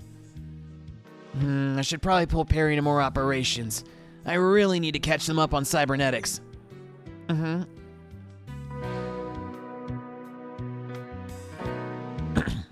Mr. Spark, corporate time is burning. Hello? Oh, didn't see you there. Excuse me. Yes, indeed. That's me. What you got there? It's the part you ordered. Your Cobalt Meditech Super 64 chip? Perfect for any of our athletic ability enhancer implants. Great, I can take it here. I'll sign that too. Gimme. Very good. And if I could also get your client's signature as well? That shouldn't be necessary. Check your form again. Begging your pardon, but we always require the implantee's direct signature before releasing any parts. Check subsection AK-VO. I wasn't kidding. Go on, check it already. Out of respect, I'll humor you, but allow me to reiterate. I will need the client's signature is not required, but this is a company's internal field. How did you... Well, glad we resolved that. Thanks for your time, bud. I'll be seeing you. Bye-bye. Eesh. Spark. Hey, Spark, what the heck, dude? Oh, Perry, I was wondering where you were. What's up? What the heck, what? Hello? Cobalt Meditech? Didn't you quit working for them a year ago? What are you doing talking with that guy? Oh, them? Oh, I see. It was just a part delivery, that's all. Patient's in need of a replacement trip for their implant. It's a Super 64, see? Oh, a part delivery. I guess that makes sense. But wasn't that guy like a courier? He hand-delivered something to you, didn't he? Isn't that pretty special? He did, but what can I say? I guess I still know a few tricks from when I used to work there. Didn't realize he still had ties with Cobalt. Hey, I hate him as much as you do, Perry. Especially after what happened with your eye. But it's not like I have much choice here. Nearly everyone's parts are still Cobalt Meditech. That much hasn't changed. The parts, the medical tools, the device that we have to use, are almost all still Cobalt. All Cobalt? But what about the competition? Wasn't Cobalt's breakthrough a while ago by now? Their energy storage tech? The cerulean Cobalt process. An energy storage tech that allowed for all these cybernetics to be invented. Yeah, you remembered correctly. It must have been, a few years ago by now? Competition just hasn't had time to catch up. Turtle Dove, Panthera, even... Medusis? They're miles behind. Cobalt's kept making other new things too. Synthrolink cybernetics for one. That's what they named the tech they tested in your eye. Harry, did you know that they invented nanites too? And they're still the sole supplier. Is that a problem? You don't think it is? Perry, we're totally dependent on them. See, after you used nanites to cure that one kid's cross-eyedness, everyone swapped over from stabilizer to nanites. Nanites are everywhere now. But watch Cobalt jack up the price of nanites one day. They totally screw everyone over. Hey, welcome back, Jetstream. Perry, it's been a year since the incident. Perry is now basically going a 7-day evaluation at the Blue Bonnet Hospital, and things are going well. We've been learning how to, we've done like a simple surgery, we've done a cybernetic surgery, and we're kind of moving on with Perry getting used to basically the new world medicine. The only reason they haven't already is because dead patients can't spend money. Oh, yeah, so like the prologue was dark as shit, man. So Perry, a year ago in the game, was testing out an augmented eye by Cobalt Medtech, and during the operation, the eye started glitching the hell out and told him to start making cuts in like really random places, and Perry was told over and over again, keep following the eye, and Perry nearly caused the patient to die. His license was revoked, and then a year later, FISH, like the Federal Institution Safety for Safety of Health, got that acronym wrong, basically concluded that Perry was not responsible for the incident, and it was because of a glitching, malfunctioning eye. He came to Blue Bonnet Tech to kind of humor Spark, who is now a technician resident here. And the world has definitely changed, where everyone basically wants doctors with cybernetics, or else they won't trust them. So there's a lot of speciest and techist people out there who don't want anyone operating on them unless they're jacked out on cybernetics. So it's already a lot of things I love from a cyberpunk story, now with surgery and furries, and it's great. Cobalt Meditech made tech that can help people, tech like cybernetics and nanites. Even the eye I tested for them, it was supposed to help people. And yet... Sorry, Perry. I kinda went on a bit of a rant on you, didn't I? It's fine, Spark. I guess I've been out of the loop longer than I thought. Anyway, what did you get from that Cobalt guy again? A part of some sort? Oh, right, the part. Yeah, take a look at this, Perry. I managed to snag a Super 64 chip. That means we can go ahead and fix our patient. We're actually going to use it in your next procedure. Exciting, isn't it? I did notice you on my schedule. It's another patient with cybernetics then? Yep. It'll be your second one, but you'll do just fine. There's just one thing I need to do with the chip, but afterwards we're good to start the procedure. Oh, that quickly? Sure, I guess. I'll follow up on a patient with you afterwards too then. Great, sounds good. Go get Brooke. Then, and I'll meet you at the conference.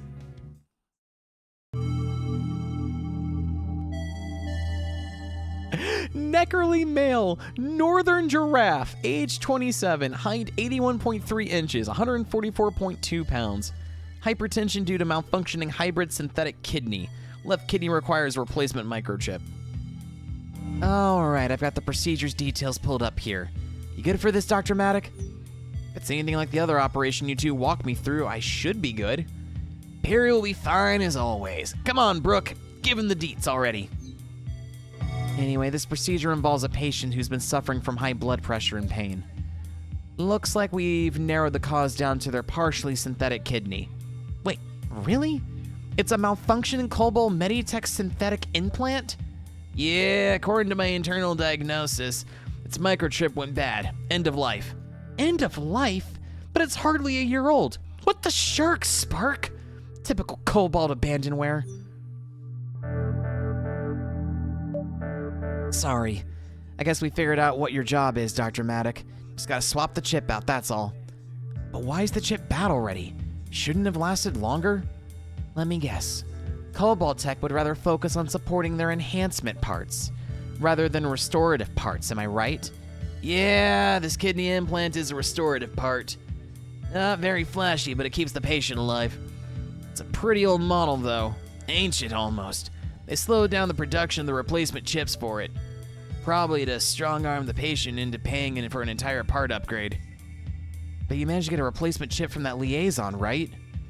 It's a model Super 63 chip, yeah? That's what we need according to the chart. Yeah, that's exactly it. Got it right here. Still remember a few things from when I worked for Cobalt Meditech, so I was actually able to find one. Wait, Super 63? Spark, didn't they say the delivery was, was it a Super 64? Don't worry about it, Perry. I've got the techie stuff covered. We'll be able to help them. It's just up to you to cover the doctory stuff. Oh, well, of course. My bad, now that I think about it, it's definitely the right part. Definitely. Speaking of which, the electronics in their kidney implant are a bit more advanced than last time. But don't you worry, that's why you've got me coming along again. Aren't you excited?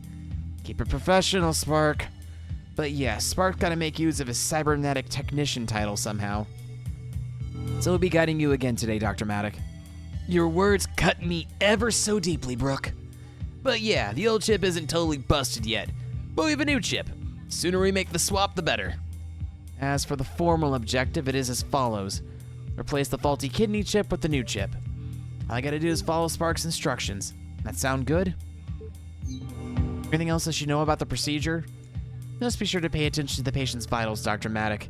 Don't get distracted by the implant. We're here to fix the patient's kidney, but it won't do them any good if you let them buy the farm first. So stay on top of things and remember to scan. It'll boost the nanites if nothing else. Sparks, what do you mean when you said the kidney implant is more advanced? Oh, I didn't really want to think about it, but I want to help you configure it this time. Not that I have a problem with helping you, Perry. That's not it at all. It's just the device I'm supposed to use. It's always really slow, and it always makes me type in 1 billion passwords. It won't be a problem, but I'm not really looking forward to it. Yeah, if I just gotta do what Spark says, then I should be okay. Great, cool. I've got the replacement chip here already. Let's get started. Do you have any other overclocks yet? Nope, just the advanced nanites. All right, leave it to me. I got a bad feeling about this since we have the wrong chip, you know. I don't know if this is gonna be compatible with the Super 64.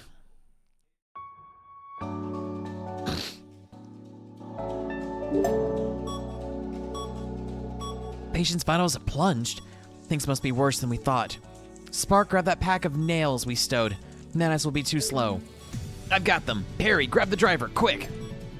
Perry, there's a nanite auto-injected lifeline in the tray.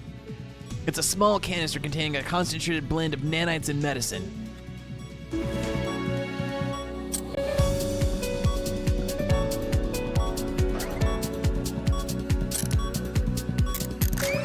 Oh, I don't like that.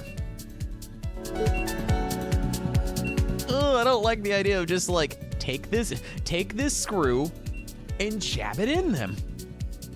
Wow, that's way faster than normal nanites. Why don't we use these all the time? Money. Nails are expensive, so only get a limited supply per operation. Oh, that's my everything's fucked, get out of jail free card. Got it.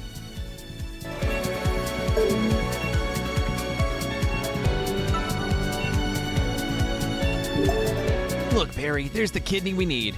Yes, Spark, and exactly where we were expecting it to be. Shocking. Darn, the con of the kidney is kind of low, isn't it? Just 400? Oh, geez, the part's condition reaches 0, it'll permanently break. Ooh, awesome. Another thing to worry instead of just vitals. Con will be restored once complete the repairs, but it'll take us a while. Continuing with the con this low will be risky, but no worries. Nails can help here too. We can administer another nail to repair parts of the part's cont.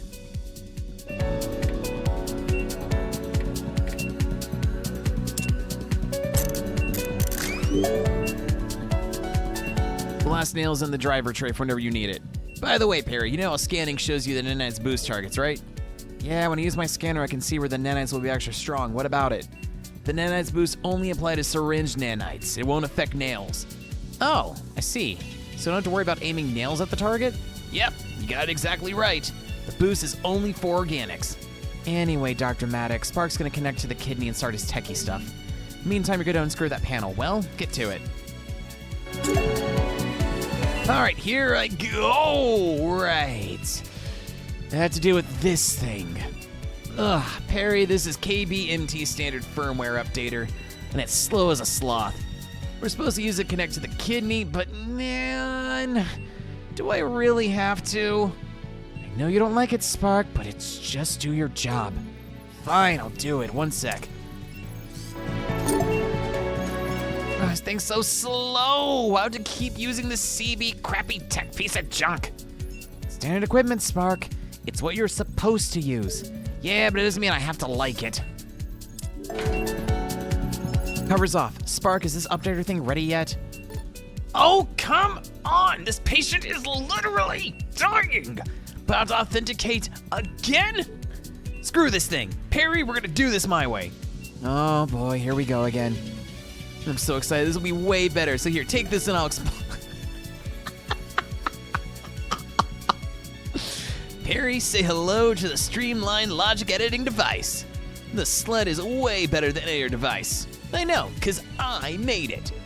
What's this? I mean, it looks like something you'd make, Spark, but is it safe? It's been safe so far, but it's also not exactly approved hardware. Still, the sled's often better for the patient. Less red tape this way. See, Brooke's okay with it. But anyway, let's diagnose this chip. Perry, first you need to know how to hardwire the sled into stuff. This is what the probe I just handed you is for. Just place it on the access point. I'll have the probe in place for you, Dr. Maddox. You can let it go. Oh, I can just leave the probe there? That helps. Thanks.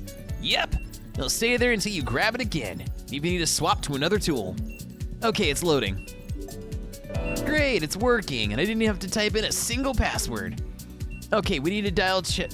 Oh my god. Diagnose the chip. Perry, it's a touchscreen, so just press the button. What is this? It seems kind of complicated. But I need to look like I know what I'm doing. especially in front of Nurse Brooke. Okay, Perry, I should teach you how to... Actually, Spark, I remember reading about this, so I can handle this step myself. You, read about this, huh? But I'm using a custom protocol. This shouldn't be Well, I guess I'm not the surgeon, so I'll step aside. You handle this, Perry.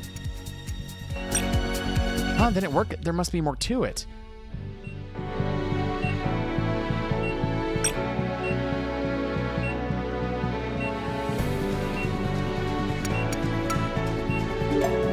Nice job, Perry. You did it. I see how that works now. Oh my gosh, it is literally just like hacking in Cyberpunk. Nice.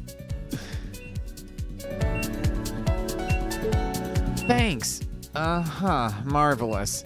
Anyway, the diagnosis is complete. The chip's busted, all right. We gotta replace it. Brooke, are we good to proceed? Yep, but be cautious, Dr. Maddock. The device directly affects the patient's Oh my god. Complicated medical words. I suck at it. Taking offline will adversely affect the patient's blood pressure. I assume you understood what she said, Perry. Patient will start bleeding, Spark. Right, well, we're gonna disable the old chip. Hit the big old button on the sled, Perry. Hemorrhaging already? The blood's gonna damage electronics. I should clear it. You'd better hurry. I can see 4 points on the chip you'll need to solder too.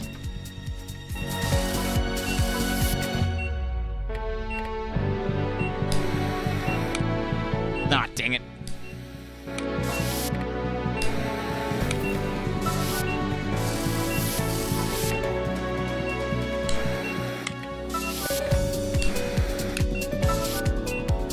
Now we're gonna take the forceps. Whoa, what just happened? Did the kidney just rupture? Patient's blood pressure is continuing to rise, and the hemorrhaging won't stop until you treat those bleeders. The small bleeding holes. Usually I use a gel to cure them, but gel? Oh, that's almost cute. Maddox, just use the exotorch to cauterize the bleeds.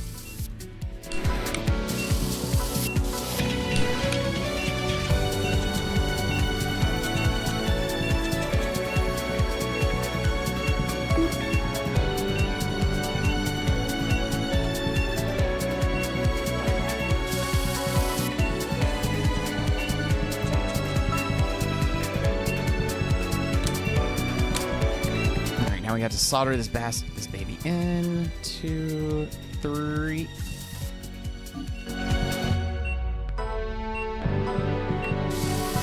Torch it.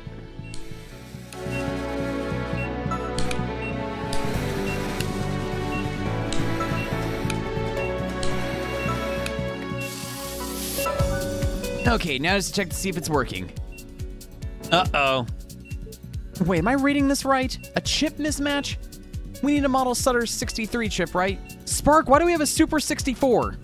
The modifications I made should have worked. I did everything perfectly. What? Spark, you modded the chip? But we just slapped it in an actual person. Ah, now it's not the time. I'll kill you later. The patient's not gonna last like this. But this should have worked. I don't get it. I did everything right. I thought I could help the patient. I really messed up, didn't I? Spark, do you remember that time you had to cram to finish your senior project? Yeah, I was up all night trying to figure out why Cobalt's software wasn't working. It sucked. You were basically dead by morning, but you modeled Cobalt's code to work, right? Yeah, I hacked the heck out of their code and it worked just in time. I can hack this chip's code and make it work too. We can still save the patient. You sure you can actually do it, Spark? Don't forget that you got us into this mess. Yes, I swear I can do it, but only if the both of you are willing to help me. Patient won't make it otherwise. We have to trust Spark with this. I can do this. Perry, when you're ready, hit the button on the sled. Thanks, Perry. I won't let you down. Trust me. Okay, I'm hooked up to the sled. I start flashing the chip software. Then you tell me with real-time diagnostics, just like before, okay? Blood pressure rising. Hemorrhaging incoming. You two better be ready. Got it.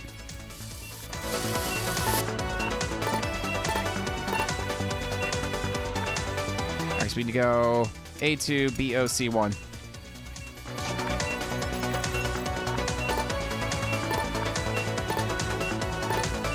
Yeah, I know. Saving a person first.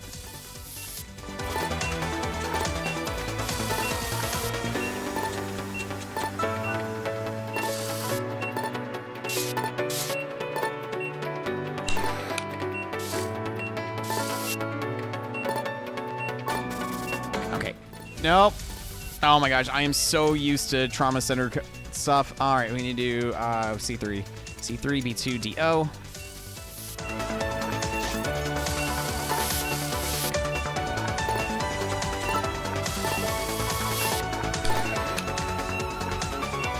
All right, we need to go A1, B9, C2.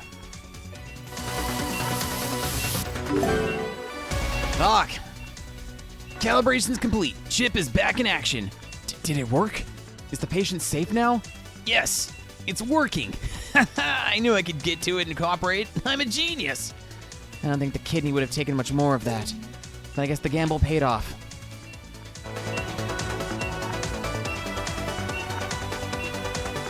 Oh yeah, maintain 25 vitals. Yeah, fuck that up. Screwdriver.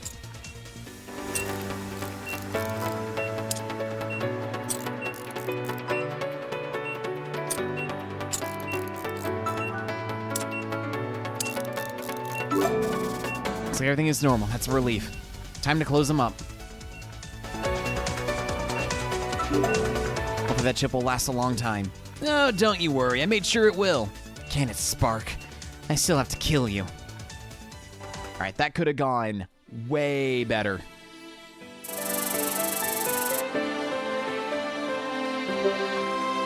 And at least I got a B rank. Yeah, I'm so used to Trauma Center where it's, in terms of suturing, where it doesn't automatically like clip. You just draw like a squiggly line, and then, you know, that actually takes it. So as long as you're doing like a zigzag, it goes. But with this game, you need to wait for it to physically make contact to then start the next part of the suture. So I'm still getting used to how the sutures work in this game.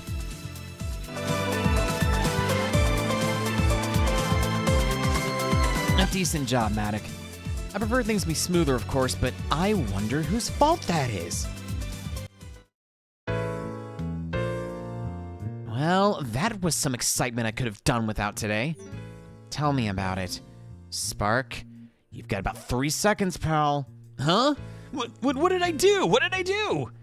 What do you mean, what did I do? Don't play dumb with me. Your chip. What in the world are you doing? Oh, right. Hang on, Brooke. I can explain. You better. Just because you're an expert doesn't mean you can just do whatever you want. Nurse Brooke, it's okay. I'm sure Spark had his reasons. Trust me, just let him talk. Yeah. You see, I didn't actually order a chip for this patient. They don't even make a Sutter 63s anymore. And these Super 64 chips are only meant for enhancement implants, not restorative ones.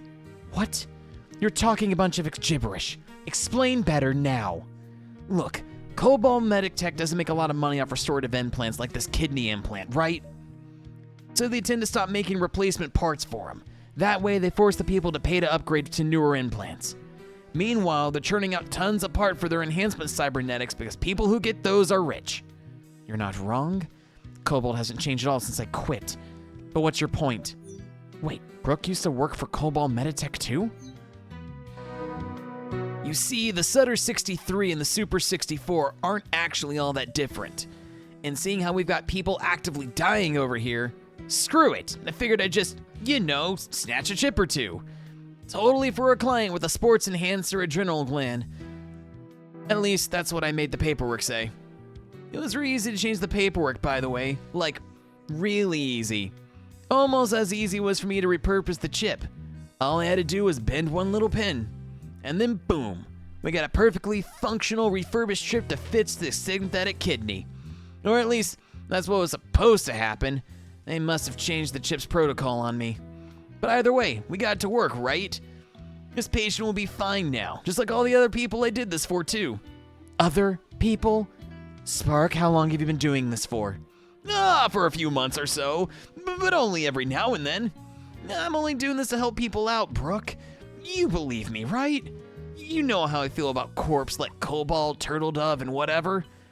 How is it fair that people who aren't as well off get screwed over? I'm just trying to make things right. Just by a little. That's all.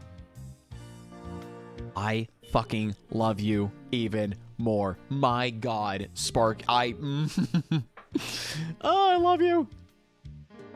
Spark, why didn't you just tell me about all this? Jeez. Look, you have to understand, I couldn't involve you, Brooke. I just couldn't. Because Because if I got in trouble, you'd get dragged into it too. And I couldn't let that happen again. Not after I... Sorry, Brooke. If you're gonna rip into me, I understand. I deserve every bit of it. But please keep Perry out of it. None of it was their fault. It's all mine. The only thing I'm mad about, Spark, is you didn't tell me sooner. Spark, you know there's a reason why you're not supposed to do stuff like this. The hardware cannot screw up. If it does, someone will die. But still, with Dr. Maddox's help, you really helped out this patient. In a way only you could have. I bet any other cybernetics technician would have just ordered a whole entire replacement. No amount of cybernetics could have come up with your chip idea. But because of your idea, the patient won't need that. They've got a working kidney again right now. And that's why I think you're okay, Spark. You don't rely on machines, just the brain between your two giant ears. Don't be an idiot. You shouldn't do this alone. That's why I'm upset. You were lucky Dr. Maddox was there to cover your tail. Let us know next time, all right? We want to help out our patient as much as you do. Thanks. Will do, Brooke. Good job adapting, by the way, Maddox. You really bailed Spark out. I don't think any cyberdoc would have been that flexible. Keep it up. Thanks. So even Spark isn't as perfect as I thought. Maybe I'm doing an okay job after all.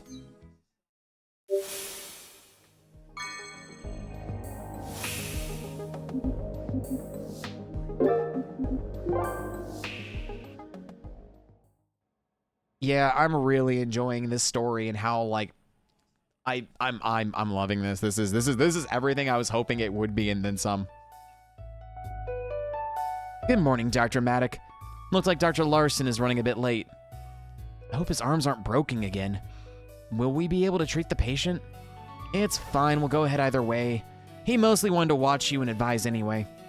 He's one of the guys evaluating for the hospital, actually, so try not to act too flustered. Are you one of the people evaluating me too, Brooke?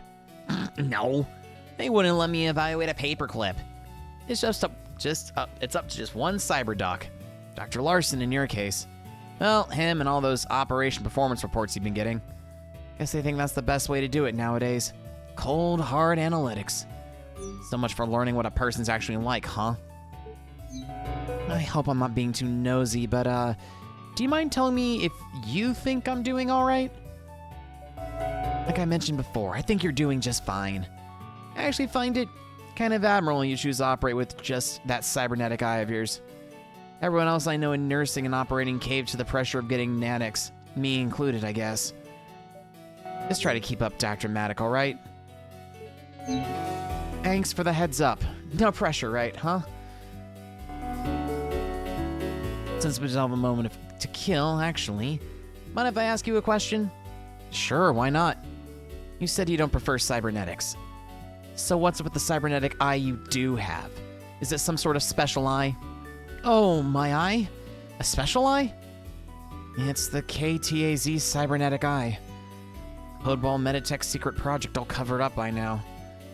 No, it's just a standard cybernetic eye. I got it because Spark suggested it to me, but I ended up not really liking it.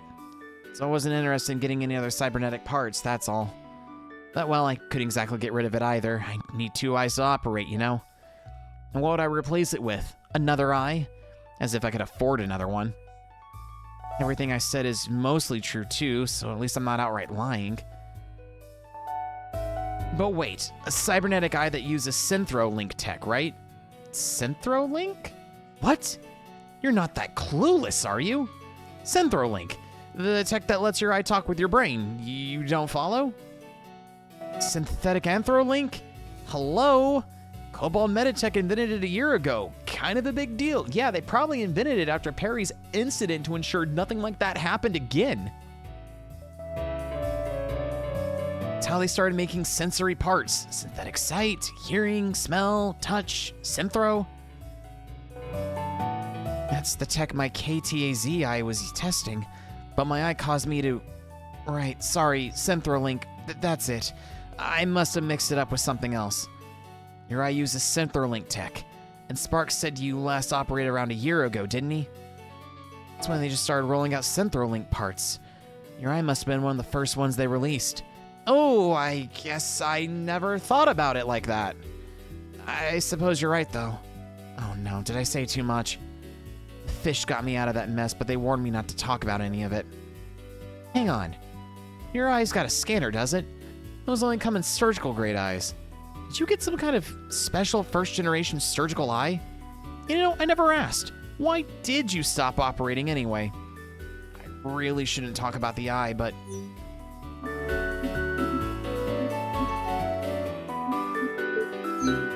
Brooke did believe in me during my first operation here, right?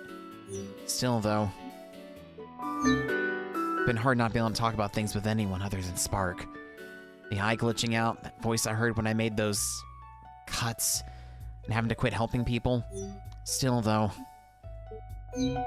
Oh yeah, my eye's surgical grade, but like I said, it's just an older model. Nothing special about it. I came down with really bad headaches after getting it. Maybe because I was one of the earliest cybernetic eyes before they worked out the kinks. I didn't want to risk getting my patients, so that's why I stopped operating. I think I'm better now, though. Is that so? What model is it anyway? She's really insistent, but Brooke has seemed alright so far. And something tells me...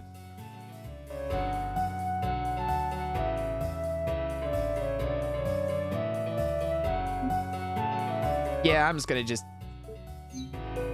least tell her the part name. Not too sure about the voice or anything else that happened. Here goes. I guess I can tell you, Miss Brooke. You've probably never heard of it, though. It's the model KTAZ Cybernetic Eye. A KTAZ? Nurse Brooke? KTAZ. AZ? But I thought... Did I say something wrong? This is a bit awkward. Hey, I noticed you got a few parts too, right? My hands and a few internal implants to improve concentration and regulate emotions. Have they been helpful? Some cybernetics can be good, the restorative ones. Diabetes, lost limbs, seizures, those sort of things. They're good for fixing all that. But these parts, the ones I have for nursing, I stopped. No more. Oh. The other day, you suggested I could get more cybernetics, right? I did. Truth be told, I feel like I'm way behind people decked out with cybernetics, like Dr. Larson. Do you think I'd be able to help more people if I got more? No. Absolutely not. Dr. Maddock, who even are... I was supposed to be done with that. No, never mind. Forget I asked you anything. I don't want to know. I'm done talking. But wait, Nurse Brooke, what are you... I said I'm done, Dr. Maddock. I'm sorry, I didn't mean to upset you. Was it something I said? Drop it. But... Awkward. Dr. Maddock. Dr. Maddock, I've located you. Apologies for my delay. Dr. Larson, you're here. You're ready for the next patient's procedure, right? My tardiness stemmed from mechanical malfunctions afflicting my arms. But that is affirmative. I'm ready. Your arms again? Are they gonna work? Technician Spark resolved the issue. Thank you for waiting for me. Let us proceed. But wait a minute. Dr. Maddock, can it? We've got a patient to worry about now.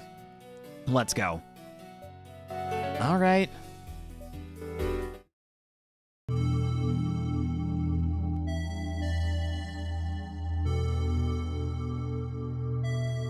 She has her reasons.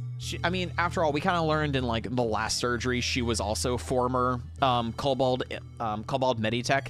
So there's probably some really bad skeletons in her closet from that company, similar to what Perry and Sparks have. Dorothy Mina, white-tailed deer, 36, 62.3 inches, 158 pounds, malignant tumors in the stomach. I'm about to be performing the powwow procedure.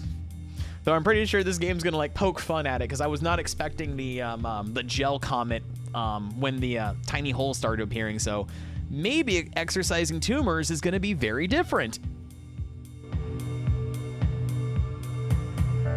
Have we achieved quorum? Good. we'll all be working together. I'll commence the conference. We've admitted a tumor patient, Mina Dorothy, white-tailed deer. She previously contracted malignant tumors which have since metastasized. Metastasized? But how? I thought we already figured out how to properly treat tumors years ago. Nurse Sharp? Huh? Oh, the chart. Metasatarized? Not sure. The chart says Miss Dorothy underwent surgery a year ago. They didn't report any problems. Her surgeon should have removed all the tumors. Likely due to a surgeon's lack of cybernetics. This procedure happened prior to mass cybernetic availability. Inferior surgeon capability would result in missed tumors or pieces breaking off. This seems logical. Inferior surgeon? Do surgeons really depend on cybernetics so much nowadays? Cybernetics are frequently the superior choice, providing patients with the most optimal care, Dr. Maddock. Continuing, a relapse has occurred. Multiple tumors are present in the patient's ruminant stomach, all require extraction. To ensure a second relapse doesn't occur, this operation calls for a Class B Cyberdoc. I have been tasked for this as I hold Class A. However, based on your recent performance, Dr. Maddock, you have been authorized to lead this procedure instead. Wait, me as a lead? After what you just said about the patient's previous surgeon? I'm no cyberdoc. And didn't the last surgeon lack cybernetics too? It is illogical, I agree, and I'm not enthused about assigning a doctor lacking cybernetics to this task. But the evaluation asserted that you should handle this operation, Dr. Maddock. Consider it another test. Wait, what? I must have misheard. You're gonna let Maddock lead? That is correct. They're letting me take on a Class B task even though I'm not any sort of cyberdoc? Huh. Maybe I am that good after all. Wow, okay then. If you think I can handle it, then I'll give it a go. But wait, the chart calls for a Class B cyberdoc. You can't do this. Maddock isn't qualified. All Maddock has is that eye, and with such a short track record, this is an unnecessary risk. Nurse Brooke? I agree this is suboptimal, but the situation has already been evaluated, and the choice made, Nurse Sharp. Dr. Maddock will lead. There is no argument. Fine, whatever. Was it something I said? Maddock, since you probably glossed over it, I'll point out again that our patient is a white-tailed deer. So don't embarrass us by mixing up your stomach terminology. Anyway, the objective of Miss Dorothy's operation is to remove every single tumor. You can at least do that, right? There's nothing to worry about. I can still handle this. Regardless, I'll help remind you with an efficient live walkthrough. But enough talk. Let us begin. Yikes. Alright, what new do I have? Nanites heal 20% more.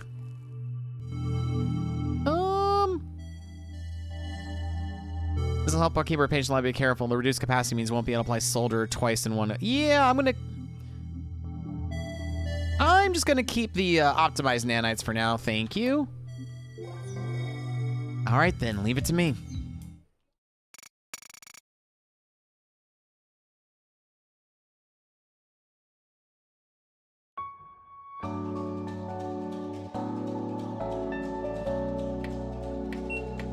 Gotta remember.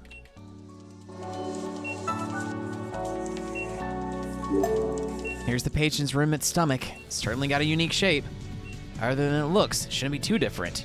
All right, let's do this. Locating the effective area. Tumor confirmed. Appears trivial. Ideal demonstrative candidate. Dr. Maddock, prepare to hear the full procedure first. Step-by-step walkthrough will follow. Okay, I'm listening. Go ahead and explain. First, tumor must be shrunk via hyperthermatic method. Deploy exothermic torch to heat and dehydrate tumor, reducing its size. Next, use scalpel to carefully exercise tumor from surrounding tissue. Third, use forceps to dispose tumor. A large hole will remain. Heavy hemorrhaging will occur, quickly draining any blood leaking from hole. Then, pinch one side of the hole with forceps and pull across to a closed hole. Wait, no synthetic membrane? Finally, suture hole shut before it reopens. Understood? Okay, so basically instead of just draining so instead of draining the fluid, exercising the tumor, well, cutting the tumor with the scalpel, removing it with the forceps, draining blood, placing synthetic membrane, and then gelling the fuck out of it, we're now basically cauterizing the tumor, cutting the tumor, removing the tumor, draining blood, forcing it closed, and then suturing it like we would a large gash. Got it. That was a lot, but I think it'll be fine if you walk me through it. Let me try it. First, the torch. Next, the scalpel. And now we do this, and then we're going to quickly... Oh my gosh.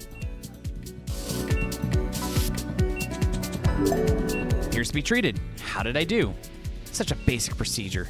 You're telling me you didn't know how to do that? Nurse Sharp, this is unlike you. Please remain professional. Looks fine to me.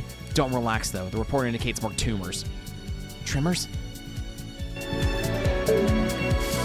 Yeah, all right.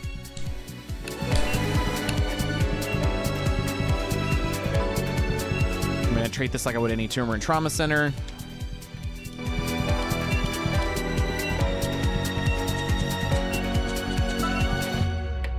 Afraid of that. Done. Easy. Does this really require a Class B Cyberdoc? That's what the chart said. There must be for a reason. More tremors? What the?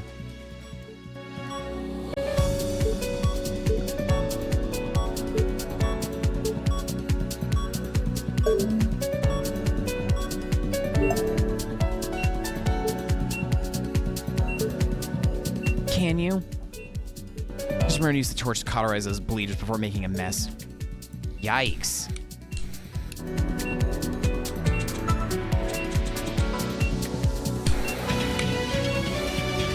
Yeah, her mood completely did a fucking 180.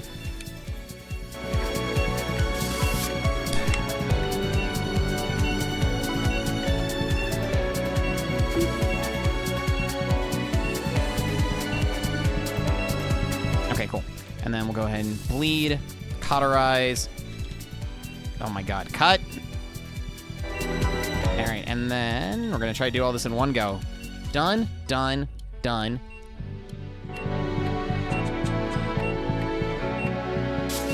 Oh my gosh.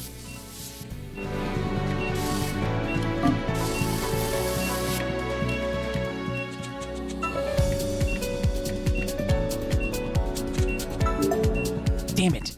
Is the patient still in trouble? Nurse Sharp, the situation has progressed. I require your assistance. Not now, Dr. Larson. I have to keep my eyes on Matic. Huh? But Dr. Larson needs your help, Brooke. I can handle this. Like hell you will. But the patient's in danger. Don't order me around Matic. You think just because you have a KTAZ? You just happen to show up and start showing off in front of me? And after all this time, after all we could leave it all behind. I just wanted to save this patient. Then do it. Still, I hand you what you need while helping Dr. Larson. You can count on me, Brooke. Okay, there's just one more tumor left.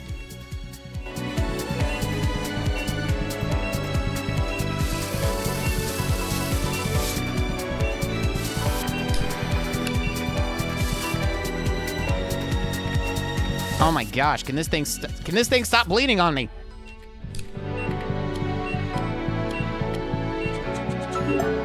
Jeez, what was with that tumor? There was so much hemorrhaging. I was able to treat it.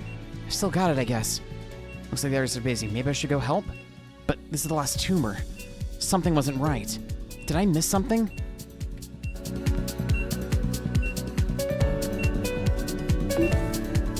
Nothing. But that can't be right. Try the scanner one more time. Still nothing. The scanner didn't find anything. But there was something definitely off about that tumor. I know I'm right about this, even if the eye doesn't think so. My arm marker put up where the last tumor was. Can I still trust myself? I knew it. It's another tumor hidden beneath the last one.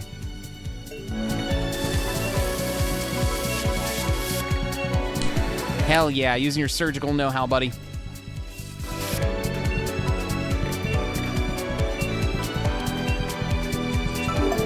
It's treated. Ha! I'm glad I caught that. But there's one in the other areas too. Nurse Brooke, Dr. Larson. Larson treated your thing already? No concerns necessary. Patient survival is assured, contingent on Dr. Maddock. Looks like they did it. What took you so long? Wait, did any of you notice tumors with abnormal bleeding? Affirmative. I treated via protocol in 1.621 seconds, determined a non-factor. Listen, there might be another tumor hidden beneath it. Where was it? What are you talking about? It was here. However, my analysis does not indicate any further complications. I have a gut feeling about it, so let me check, please. There really wasn't no tumor there, but how did you... What, the shark? I totally missed that tumor.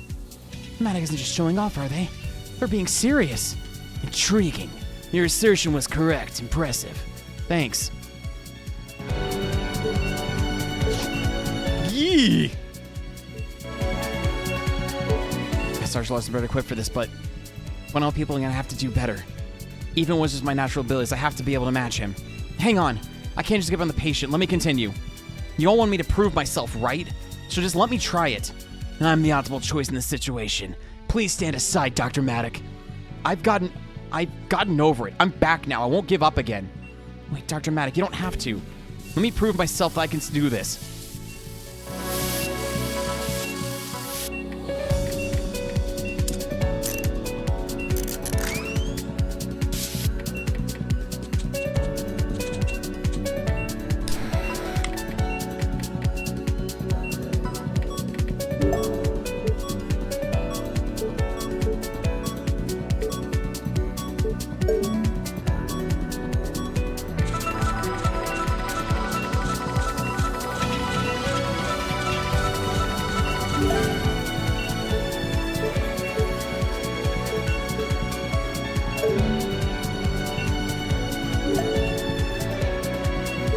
Thanks.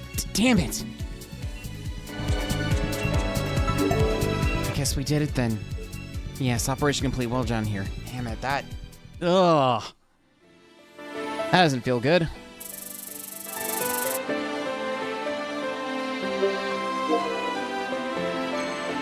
Yay, I got a rank A, but it doesn't feel good. Patient's safe now, and I helped, right? Even so, if Dr. Larson wasn't here. Patient will make a good recovery. Good job, doctors. What did I just try to do? So I was doing what's best for the patient, not trying to prove something. Doctors? My apologies, Nurse Sharp. Indeed, the patient's ailment should cease, surprisingly thanks to Dr. Maddock. Dr. Maddock, your proficiency was most welcome. Identifying the human tumors is ultimately what saved the patient. Now then, I must move on to my next operation. And I will be updating my evaluation of you, Dr. Maddock. If you'll excuse me.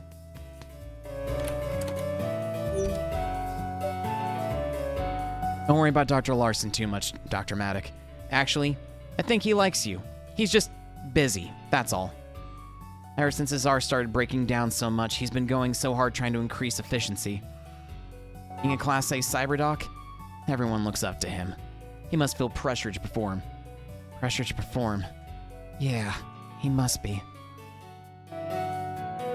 Hey, Dr. Maddock? Yeah? Hey, listen. Sorry for yelling at you like that during the operation. I just wanted to follow standard procedure. It dictated that Dr. Larson take over.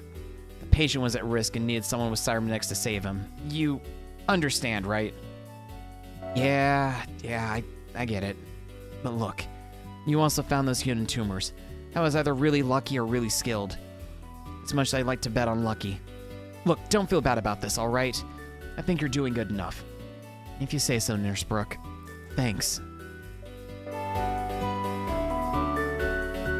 Damn it. Listen, Dr. Maddock, I freaked out about you, I'm sorry. It's just... when you said you had a KTAZ, I didn't know how to handle hearing that. Timing of this is all... the coincidences, what did it mean? I was confused. I started assuming stuff about you just because you have that thing. But you don't deserve any of that. You just really want to help people, don't you? That's all I've ever wanted to do. Yeah. And that's all you've done since you've came here. But still, even seeing what someone like Dr. Larson can do? I'm not even close. Maybe I'm not good enough after all. I get it. People judging you like this. I know how I made you feel. And I shouldn't have done that. I'm sorry, Dr. Maddock. Really. I try to explain why I did all that, but I don't want to sound like I'm making excuses. Am I causing a lot of trouble for Dr. Larson and Nurse Brooke, aren't I? Maybe I don't belong here after all. Maddock?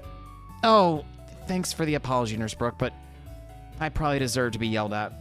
I really shouldn't have been so reckless. It's fine. Just don't get any more cybernetics, Dr. Maddock. Stay the way you already are. I meant it when I said you were doing a good job.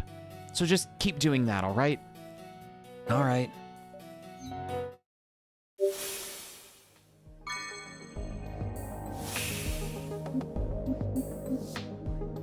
I want to play more.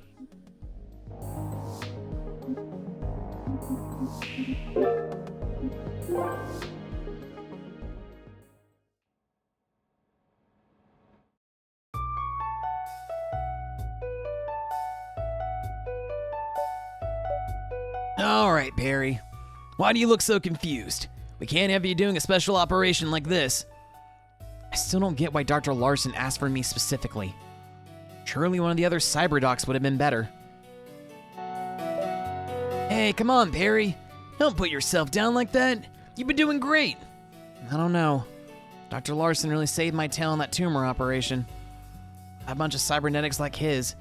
Maybe I am out of my league. What? Nonsense. Remember that guy from the first night? If it weren't for you, he'd be a goner. But because of you, he's alive. Unfortunately. So alive, in fact, that he sissed that fish investigation on us. I suppose. Ah, come on, Perry. Give yourself more credit. Weren't you starting to feel better? What happened? I guess I'm just scared of messing up again. Scared I'm not good enough anymore, you know? You know, I hate seeing you like this, Perry. This isn't right. You don't deserve this. So you gotta get over this. Get back to your old self. You will. I know you can. I've been trying, Spark, really. But even then, it's not like I could just flip a switch and go back to how I felt before. I don't know. Maybe you can, Perry. But if you don't think you can do it for yourself, how about doing it for your patients? I appreciate the encouragement, Spark. But I don't think it's a good idea to... But wait, then, if not for them and not for yourself, Perry, you get back to your old self for your old pal Spark, right? You gotta try to get back for me. Anyway, like I said, don't put yourself down too much, Perry. I think you've been doing great. Dr. Maddock, Technician Spark. Good, I have located you. Shall we begin the repairs for my arm? Dr. Larson, what great timing. Would you mind getting Perry up to speed? Huh? Repairing your... Wait, what is this operation anyway? Dr. Maddock, please recall the increasingly frequent technical malfunctions affecting my cybernetic arms. Its severity has progressed to unsafe levels.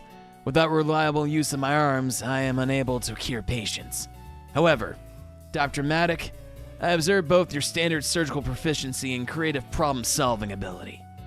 Your kidney chimp improvisation, you intuiting the hidden stomach tumors, Jesus, all very impressive. Therefore, Dr. Maddock, for the benefit of our patients, operate on me. Find the cause of my arm's malfunctions and resolve it. Can't you get your arms looked at somewhere else? By someone more likely to know what they're doing? I determined that to be suboptimal, and I've deemed you as the quickest, cheapest, and most likely to succeed option. Sorry, Perry. Sorry to suggest you to Dr. Larson, too. You seem really motivated at the time. This is also an effective opportunity to further evaluate your skills, Dr. Maddock. You want me to operate on your cybernetics? On you, Dr. Larson? No, I can't. There's no way I know what to do, and besides, shouldn't Sparks be the one to fix your arms? I've been doing what I can, but there's only so much someone as good as me can do as a technician. The issue has to be somewhere deeper inside past the point that repairs become surgery. But luckily for us, we got a pretty good surgeon standing right here, don't we? You heard about the kidney chip operation, Dr. Larson? Affirmative. Technician Spark approached and divulged to me his antics. Do not worry. The circumstances that compelled his understandable actions were apparent to me immediately. I appreciate his self-accountability, and given the net good, I'm willing to overlook his breaches in protocol. I'll admit I was relieved when Dr. Larson cut me some slack. I'm pretty sure he could have flattened me like a pancake if he wanted to, using just one paw even. Regardless, his solution would not have been possible without your support, Dr. Maddock. Therefore, your contribution has been duly noted.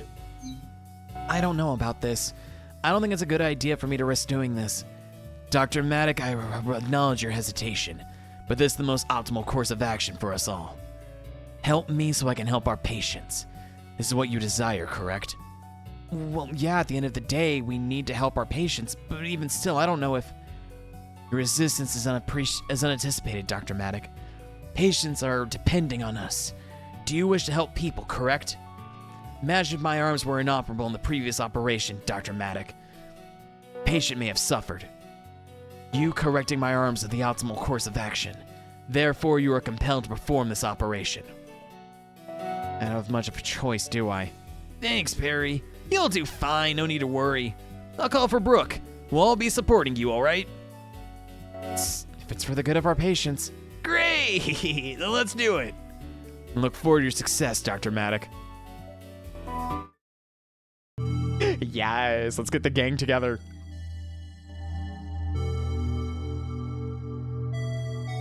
All right, he is 46. He is 74.2 inches and weighs 233.5 pounds. In-house repair of malfunctioning cybernetic arm. Identify and rectify any and all issues.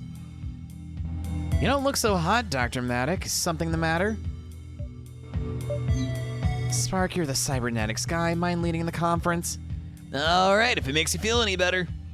Well, Perry, our patient this time is Dr. Larson himself, a Class A cyberdoc. Among other things, he's got a pair of Cobalt Meditech model CRA-01 medical cybernetic arms. They're actually a pretty new model, but unfortunately, they've also been malfunctioning a ton lately. It's gotten so bad Dr. Larson says he can't operate safely anymore. So he's asked up to open his arms up, figure out what's wrong, and fix it for good. As a technician, I can't do it. This level of depth maintains a surgeon, in case things go south. And the reason he's asked me instead of anyone else is why again exactly?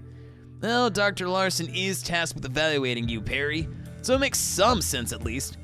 Plus, he must think you have the best chances of figuring this out, and so do I. Don't know what I would even be looking for. Chin up, Maddock. It's not the end of the world if you can't figure it out. The sooner Dr. Larson's back in action, the better. You should at least try. So I'm basically told to fix my high-tech replacement. Great. It's not like he'll die if I mess up. And it's for the good of our patients. Okay, I'll give it my best shot. Great, but hey, Spark, do we not have anything to work with? Any hints or anything? Haven't noticed anything while performing superficial repairs, no. But there has to be something we can do. We'll just have to play it by ear. I'm the cybernetics guy, so we'll play by my ears. That'll be your objective. Follow my lead. I've got no objections to that. Maddock?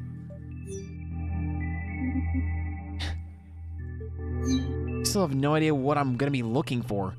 What all could cause Dr. Larson's arms to break? Don't look at me. It's the kind of thing I'd expect to know. Even then, I've checked what I could already. Since I couldn't figure it out on a superficial level, the problem is probably somewhere deeper in the arm. Maybe it's a software problem with a module I couldn't access from outside. Maybe a part's broken. I'm not sure. But it's all right. We'll just have to take a look together once we open Dr. Larson's arm up. How exactly is this procedure going to happen anyway? Oh, there's no fleshy bits where we're going to need to look at, so you shouldn't have to worry about his vitals. We're probably going to do some tests and check some software. I'll have the sled ready for you. Other than that, it should feel mostly the same as usual. Just keep it out for anything unusual. You've got this, Perry. Not sure where my place is anymore. But if doing this would help more people, then I'll try my best. Leave it to me. Let's get started.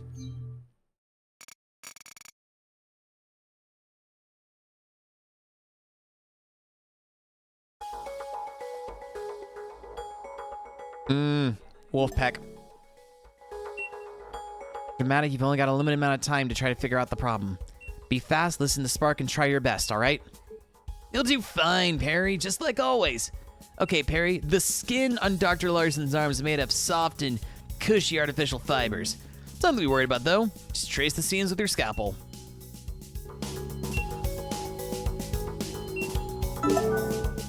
All right, next step. Brooke, could you hook us up with the driver? Yep, here I...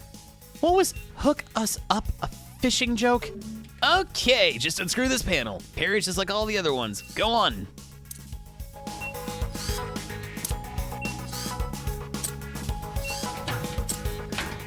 Done. All right. Here he goes. So this is what the inside of a cybernetic arm looks like. Yeah, I know, right? He's running an NVIDIA freaking 5040 in here or something. Huh. An oil leak on his muscle? Is that what's causing all these issues? You found the problem already? Nice. I knew you could do it, Perry. Can it, Spark? Can't be this simple. We still have to figure out why there's a leak. Sure. Then Brooke, would you mind fishing out the vacuum for Perry? Fine, the suction should be strong enough. Was that another fishing joke? Perry, cauterize won't work on synthetic parts. No need to worry. You can use nanites.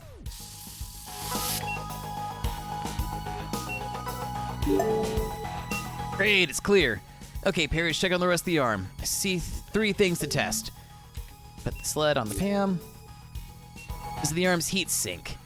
It has that brown-looking grill. It radiates heat and is connected to the fan in that tank of coolant. Seems to be okay, but we better test it to be sure. Perry, can you apply some heat to the heat sink? Oop, get a bit hot in there. Keep it professional, Spark. Sure is spinning. It seems okay. Let's move on to somewhere else. Right, down here.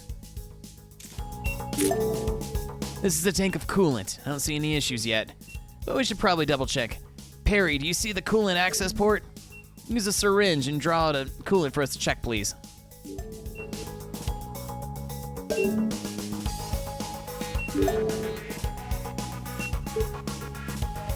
Oh, looks like coolant to me. Just wanted to double check with something else. I think it's cool. But yeah, the coolant seems fine. Guess we'll have to check elsewhere. This is the regulator for the arm's pneumatic artificial muscle, or PAM. What? The leaky PAM? Is that from Dr. Larson overworking himself? Maybe, but PAMs are extremely tough and usually last a long time. I'll run a quick test. Meanwhile, Perry, can you help recalibrate its voltage sensor? See that top number? That's the voltage sensor. Use the buttons to make that number exactly 1 volt.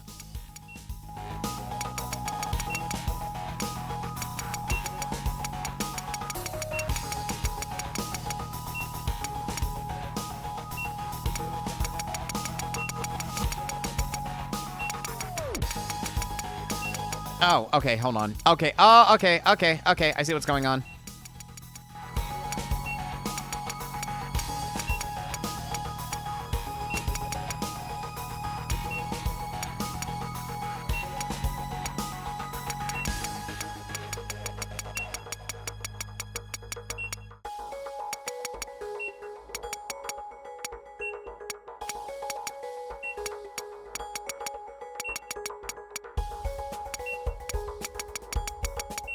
Okay, that took way too long, but I finally understood it. Jesus.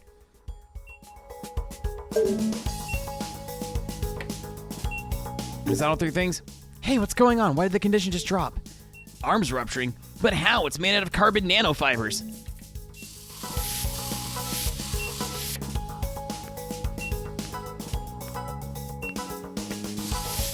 Did that do it?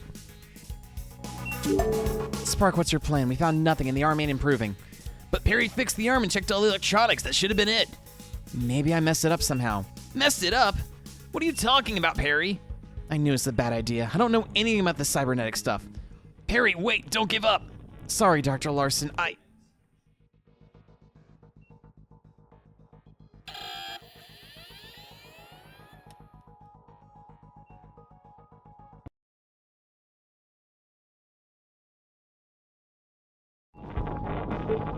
Hey, you, Kate? My head is feeling... Is it happening again? It can't be. It can't be. No, didn't I get over it? Haven't I been doing good enough? But wait, no voice. And what's with this message? Death warning? Doctor, what are you able... I'm okay. Besides, this is just a machine, right? I can't hurt Dr. Larson. Just concentrate. I still need to finish this operation. I'm okay, but there under the fan. Do you two see anything? Huh? Under the fan. I can't see anything, but it's kind of hard to tell. Can we get underneath the fan, Spark? It looks like we can dismember it, yeah, but I have to stop the fan from spinning first. Then shut off the fan, Spark. I can't. Dr. Larson's arm isn't responding to any of my commands anymore.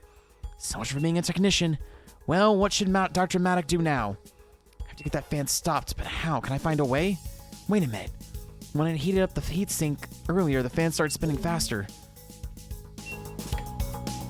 Ah, I know what to do.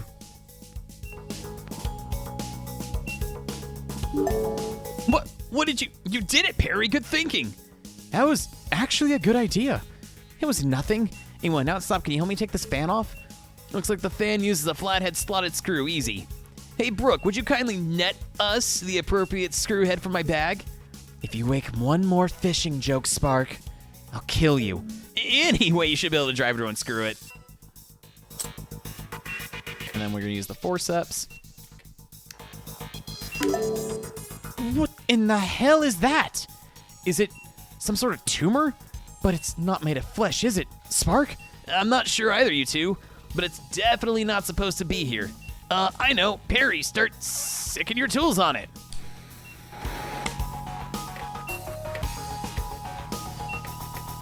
Coolant, maybe?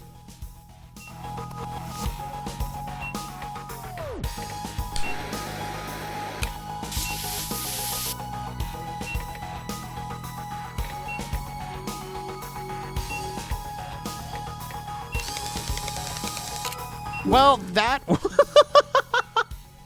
All right, that's fine. How do we clear tumors? Sick them with a screwdriver. Seemed to have worked. The driver shredded all of it to pieces. Spark, what was that? Was that the cause of all these leaks? The arm's overall con just sharply rose, so I think that was it, yeah. That means you did it, Perry. I know you could. I'm so proud of you. Keep it in your shorts, Spark. We're not out of the woods yet. Dr. Maddock, reassemble the fan. Forceps.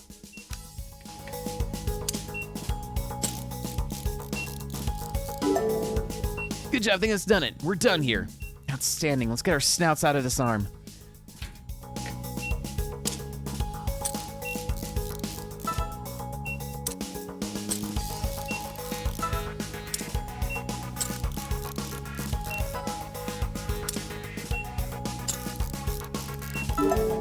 Now reattach the memory. Don't worry, it's the same procedure. Just suture everything. Yeah.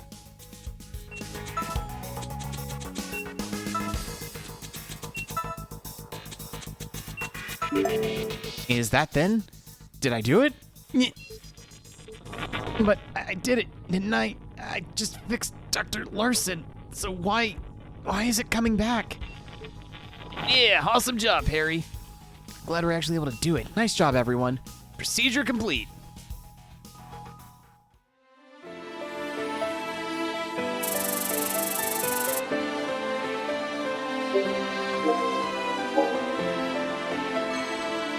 Let's go, S rank again, baby.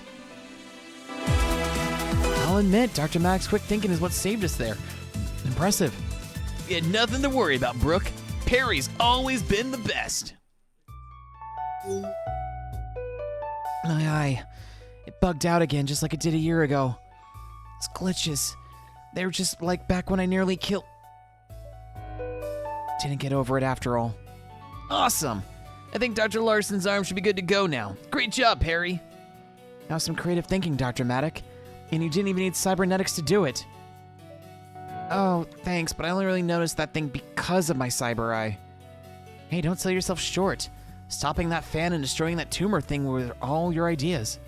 Cybernetics can't think for themselves, you know. They aren't creative. If you ask me, we've grown too reliant on them. But anyway, good job. Dr. Larson's arm should finally stop acting up now. Only because my eye found that thing for some reason. Hey, Spark, what was that thing, by the way? A tumor? Any ideas? The metal star-shaped thing? I don't know. Didn't look like any component or electrical part I've seen before. Makes me feel kind of guilty about not knowing about it. And when Perry drilled at it, it shattered into a ton of tiny pieces. I'm pretty sure residual nanites will clean things up, but there's nothing left to look at or examine. That's too bad. But if getting rid of it fixed Dr. Larson, I guess it doesn't matter. Systems rebooting. I am awakened. Dr. Larson, you're up already? Nurse Sharp. Technician Spark? Come with me to OR 13 with haste. We have no time to lose.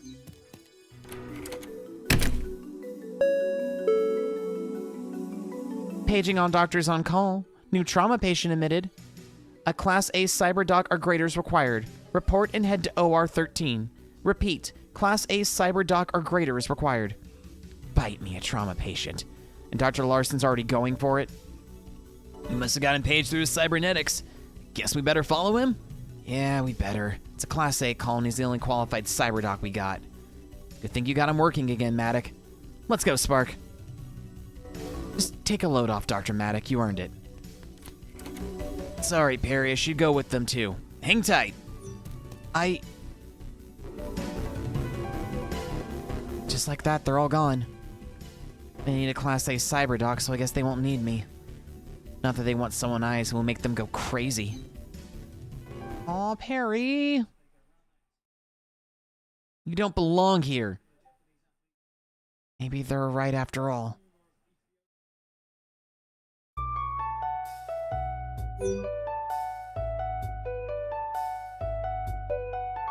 The world's changed so much since I made that mistake.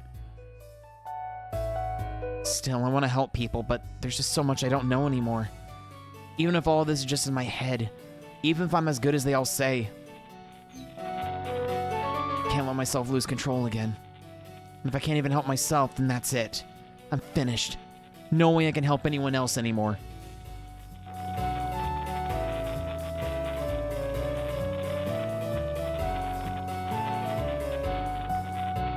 Shut up, I don't even care about your error messages. I wish I never got this thing. More dev warnings?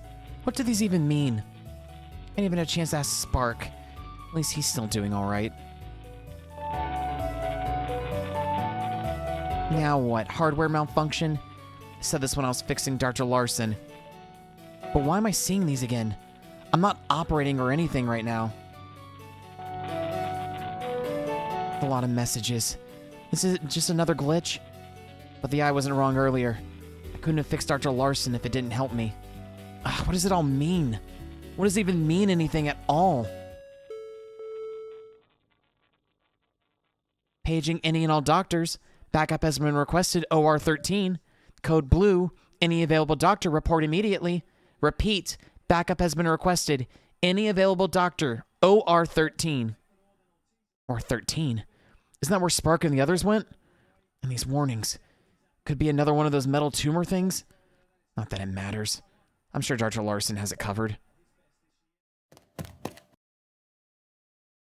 Adorable Blue Jay? Hey! Hey you! Are you a surgeon? What's going on? It's bad. Dr. Larson is freaking out. They sent me to find help. Are you a surgeon, pal? Am I a surgeon? I don't know. Dang, then I better keep looking. Hey, if you find anyone, send him to OR 13 right away, okay? I'm seeing all these messages at the same time Dr. Larson's having trouble. Cybernetics can't think for themselves, you know? They aren't that creative. It can't be a coincidence. Code blue. Backup has been requested. OR 13. Can't sit around like this anymore, can I? Doesn't matter if I'm not perfect, right? If I don't do something, there's zero chance at all. If I'm the patient's only hope, then I'd better hurry. Good boy, Perry.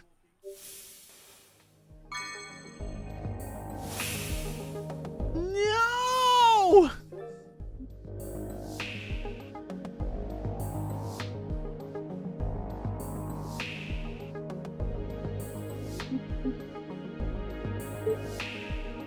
Yeah, I am 100% filling out this feedback form. Okay, but I have to know, what is this? Cyberdoc Eval 1.0?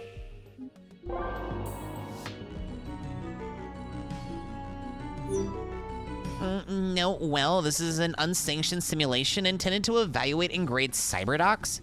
Cobalt Metatech can't be held responsible for any grievances you may encounter. You're really not supposed to be here. Alas, if you insist on continuing, I will not support you. Stop you. Cyberdoc evaluation, huh? I bet I can do it. Let's give it a try. Leave it to me.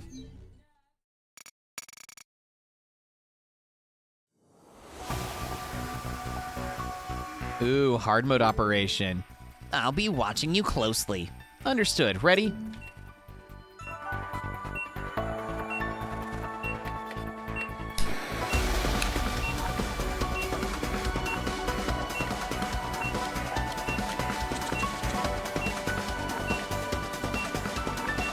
Oh, wow, that was...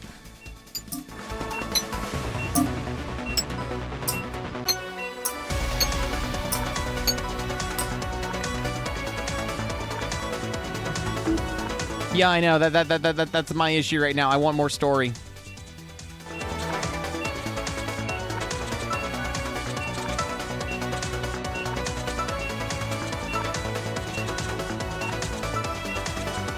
Holy shit.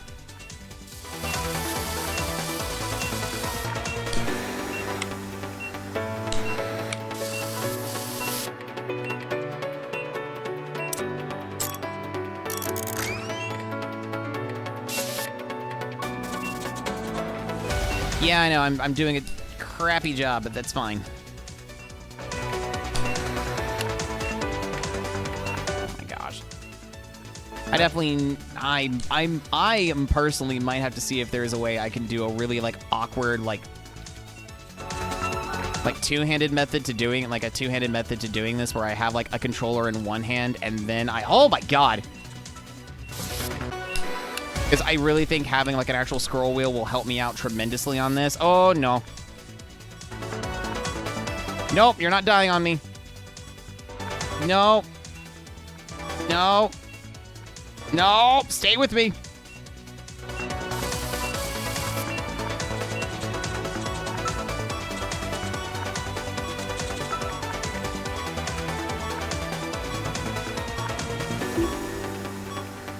Okay, we need to take care of these glass shards, like, now.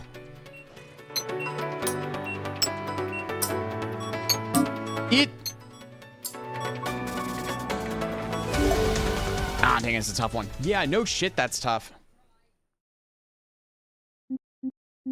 All right, restart. Okay, I think I can do this. I think I can do this.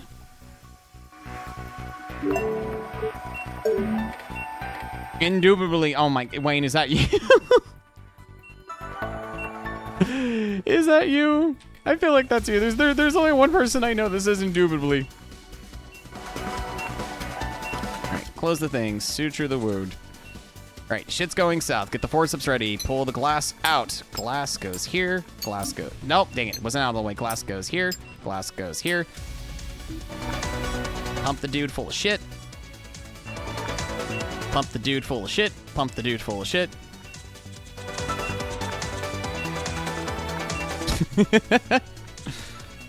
Suture these. Suture this. Suture that. Suture this. Suture the big mother... Okay. Drain blood. Suture the big motherfucker. Suture the... Drain. Drain. Drain. Drain. Suture. Oh my god. The stupid... Nope, nope, nope, nope. I'm gonna fail. I'm gonna fail.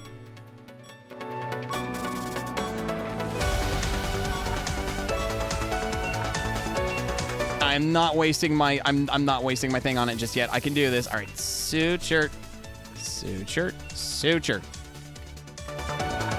Inject, inject, inject. Oh my god, inject, please. Parry, work with me. Burn, drain, burn. Drain. Burn. Cut. Cut. Okay, I'm just gonna go and just pop the lid. All right, do that. Work on these one at a time. Suture. Perfect. Burn. Cut. Pull. Pull. Suture. Burn. Cut. Pull. Pull. Suture. I said, oh my god. Suture. Okay, actually. Pull. Pull. Pull. Oh my god. This is... No, please, please. Dag nabbit.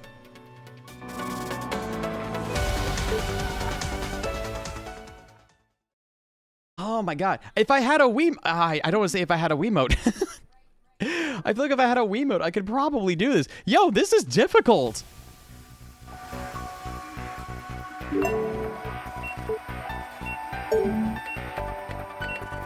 Yeah, I legit think for my sake, I cannot use keyboard for this.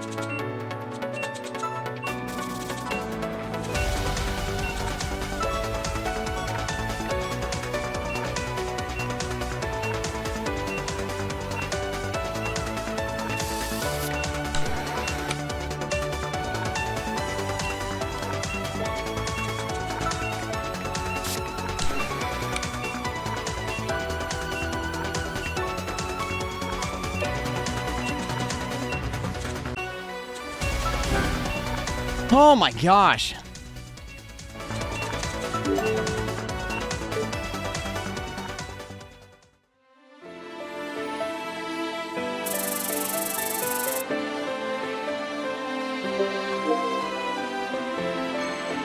I almost got an S rank on that one. Oh my goodness, that was intense.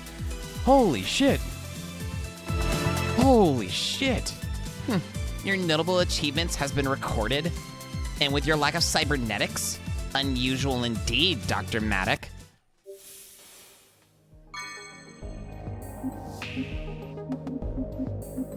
Yeah, no, all right. I am going to need to ensure at some point.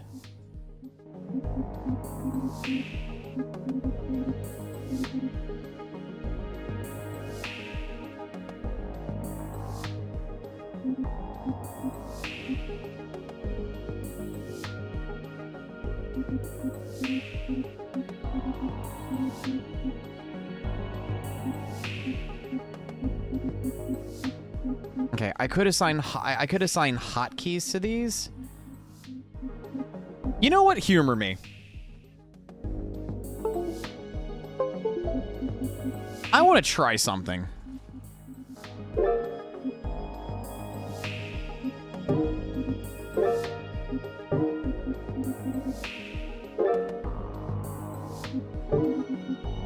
Ah, man, I have to use a keyboard, don't I?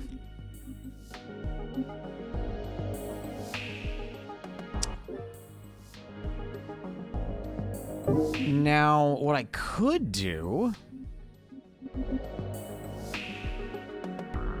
What I could do is I could turn on Joy to Key and see if I can't possibly map. You know what? Let's give that a shot. I want to see if I can't like hack, if I can't hack something real quick.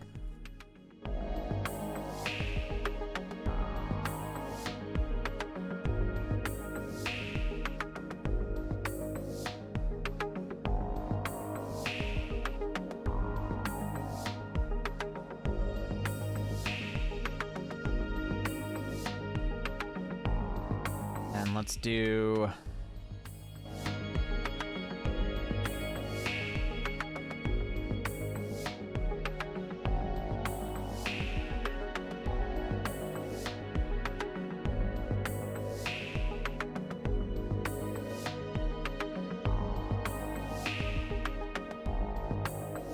Okay, and then we'll go ahead and edit button to this.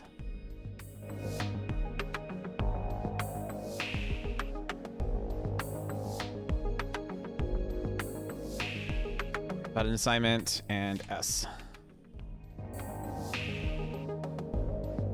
And I kind of want to do, I don't know what's what, because I could...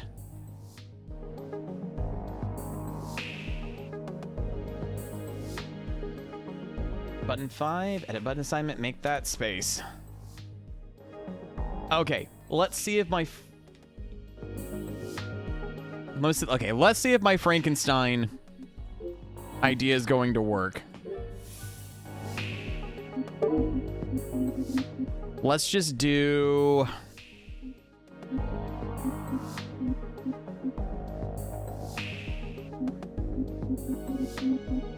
Honestly, yeah, let's do this. Just skip to briefing.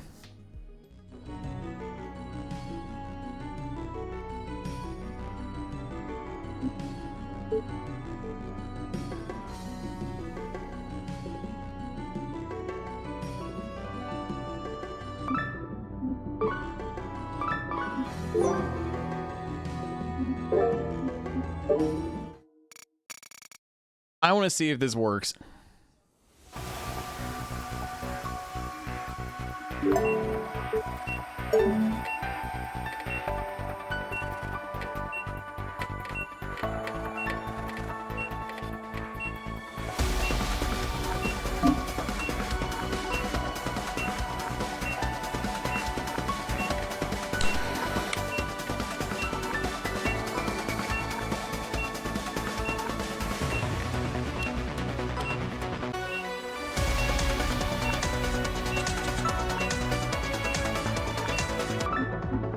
Hang on. What was that mode again? Oh, I'm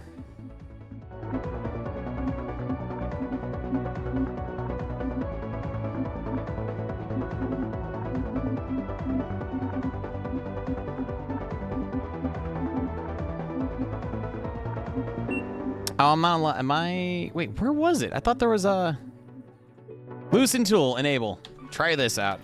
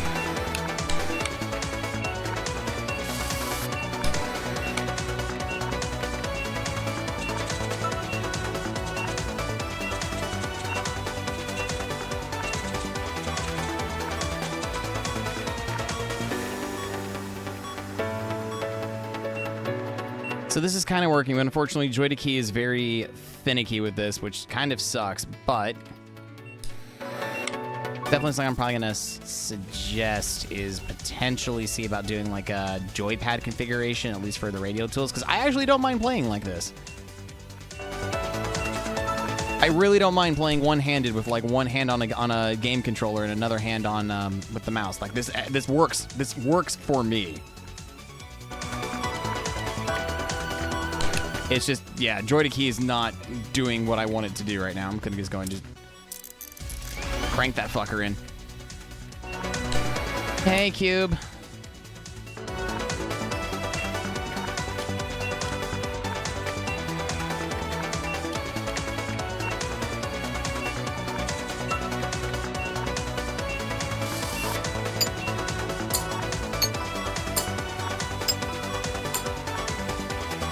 Yeah, that's what I thought. All right.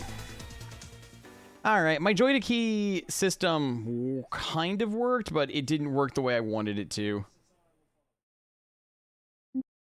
Yeah, that sucks. All right, no, that's awesome. That's awesome. Honestly, based on the time, I'm not gonna have time to do really anything in Death Stranding, so I think we're just gonna call it early tonight.